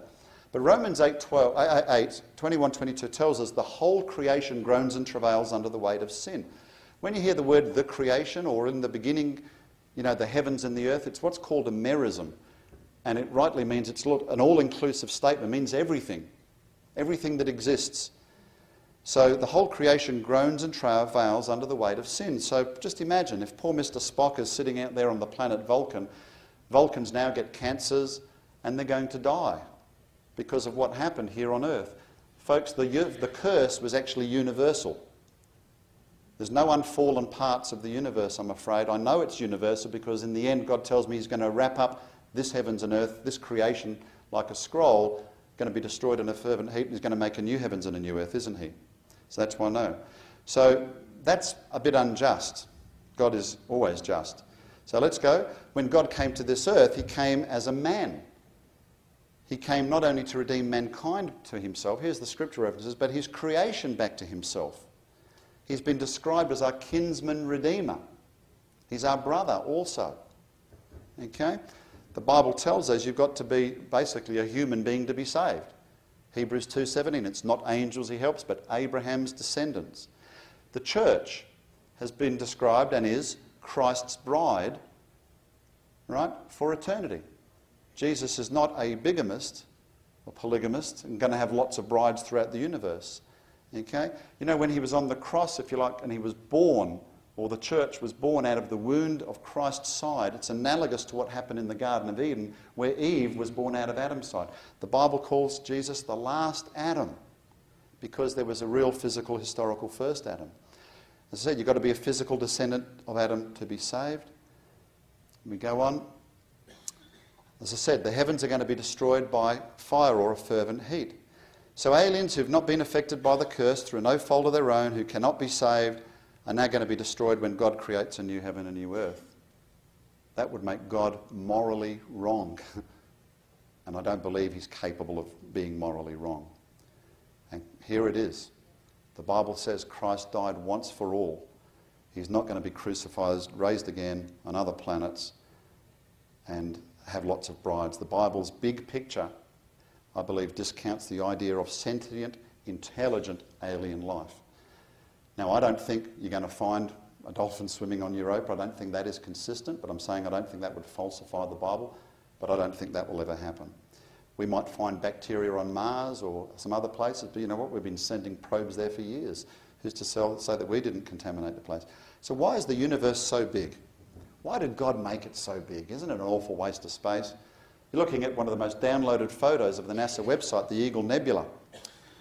And this guy here, let me tell you, is about 7,000 light years from Earth, 9.6 trillion kilometres in length, and it's just in a little corner of our Milky Way galaxy.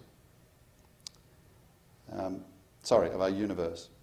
And the Bible tells us God is everywhere at the same time. You know why the universe is so big? The Bible tells you several times over. The heavens declare the glory of God. The skies proclaim the works of his hands. Do you know what? I said at the beginning of this talk that I was challenged when I was confronted with this phenomena. And I had to try to wrap my mind around the size of the universe to say, well, could ETs get here, all this type of stuff? But you know, you deal with some very disturbing stuff, but in fact, one of the things is I've actually had a great blessing. Because the Bible tells me when I look up there, rather than thinking about what else might be out there, I should be thinking about the one that made it all. That incredible creator, beyond our space and time, who says even the very hairs on your head have been counted. How can he do that? Because he's the creator. You know, logically, if God's the one that made the universe, it's not big to him. You are using an anthropomorphic answer. In other words, you are saying, well, he wouldn't have. You know what?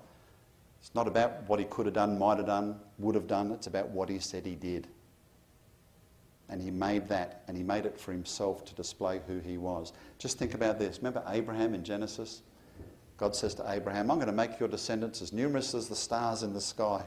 I was fascinated by that because, you know, probably New Mexico is a good example, but in the Australian outback, if you don't suffer from light pollution, you can look up and count the stars. You ever done that? It's incredible, isn't it, when you get out of the cities?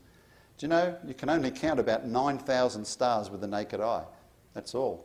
So I thought, wow, that's not very much. I don't know whether Abraham bothered counting them to find out, but he repeats the promise to Abraham. He says, I'll make your descendants as numerous as the stars in the sky, like the grains of sand on the seashore. And do you know that astronomers have said there's probably as many stars in the universe as there are grains of sand on the earth? In other words, they're innumerable. You know, if you could start counting now. If you could count 100 stars for every second of your life, you wouldn't get anywhere near close. You wouldn't be able to live long enough. And the Bible says he determines the number of stars, and he calls or each of them by name, gives everyone a name. Isn't that amazing? So what can we learn from this today? Here's where the rubber hits the road. Only the Creator can have the power to save you, ladies and gentlemen. You can put your belief in hypothetical aliens to come and visit us. Do you know what? If they really exist, how come no one's been up on the spaceship and brought back a towel from the bathroom or a book of matches? You're dealing with a supernatural entity. The Bible tells us the Word, Jesus, became flesh, made his dwelling among us. We have seen his glory, the glory of the one and only who came from the Father, full of grace and truth. Folks, we need to be wearing the right set of glasses. Even as Christians, don't be deceived by experiences. Don't multiply explanations unnecessary. Use the Bible as your filter, your worldview for truth. My worldview starts with creation. God's the creator. 6 days, a few thousand years ago, no death before the fall. Remember I spoke about that? Remember, the millions of years came from the rock layers. They contain fossils, and it puts death before the fall. We can talk about dinosaurs. Where do they come from? I don't fit them in the Bible. I use the Bible to describe dinosaurs. Noah's flood, UFOs. My Christian worldview is predicated on this. There was good creation, corruption entered, a catastrophe, Noah's flood, confusion, Tower of Babel, so-called origin of people groups. But the very reason Christ came and died that horrible, cruel death on the cross was because of what happened back here. The Bible says there's going to be a consummation or a restoration. So just think, if you used millions of years of death and suffering, is he going to restore things back to millions of years of death and suffering? Of course not. The Bible tells me there's going to be no more death. Hermeneutically, start at the beginning, folks. Don't start at the end and work back. Start at the beginning. Understand Revelation. It says, God shall wipe away all tears from their eyes. There shall be no more death, neither sorrow, nor crying, neither shall there be any more pain, for the former things have passed away. In the midst of the New Jerusalem, look what's there again. There was the tree of life. and there shall be no more curse. Bible says, from the beginning, all your words are true, your righteous laws are eternal. The NJKV, the entirety of your word is truth. King James Version, thy word is true from the beginning. Now, I don't know if everyone's Christian. You've just been bombarded with a full-on interpretation from a born-again Christian.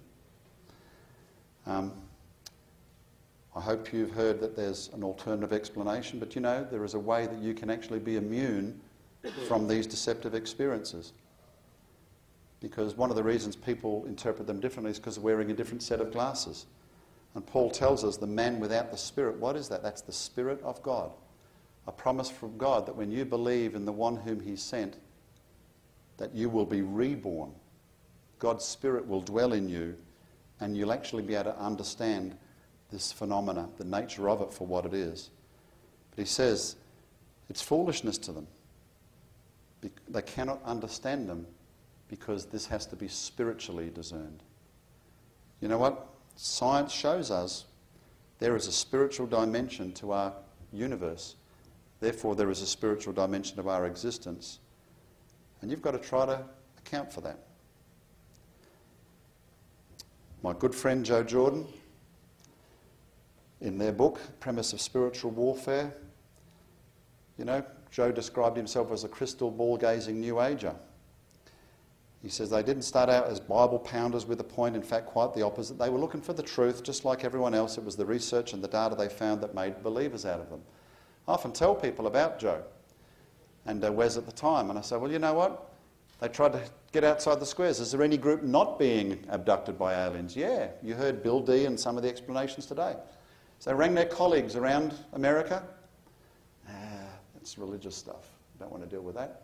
Deal with the science. We want them to be ETs. Ring colleagues around the world, same thing. Don't worry about it. So what? Aliens don't like Christians, big deal. Well, they took themselves off to study the Bible. And guess what? They found that the Bible was the truth, the way, the life, manifest in the form of Jesus Christ, and they can explain this phenomena. And as we know, Joe said, over 400 encounters now where this phenomena has been halted in the name of Jesus Christ. That tells you about the spiritual nature of it.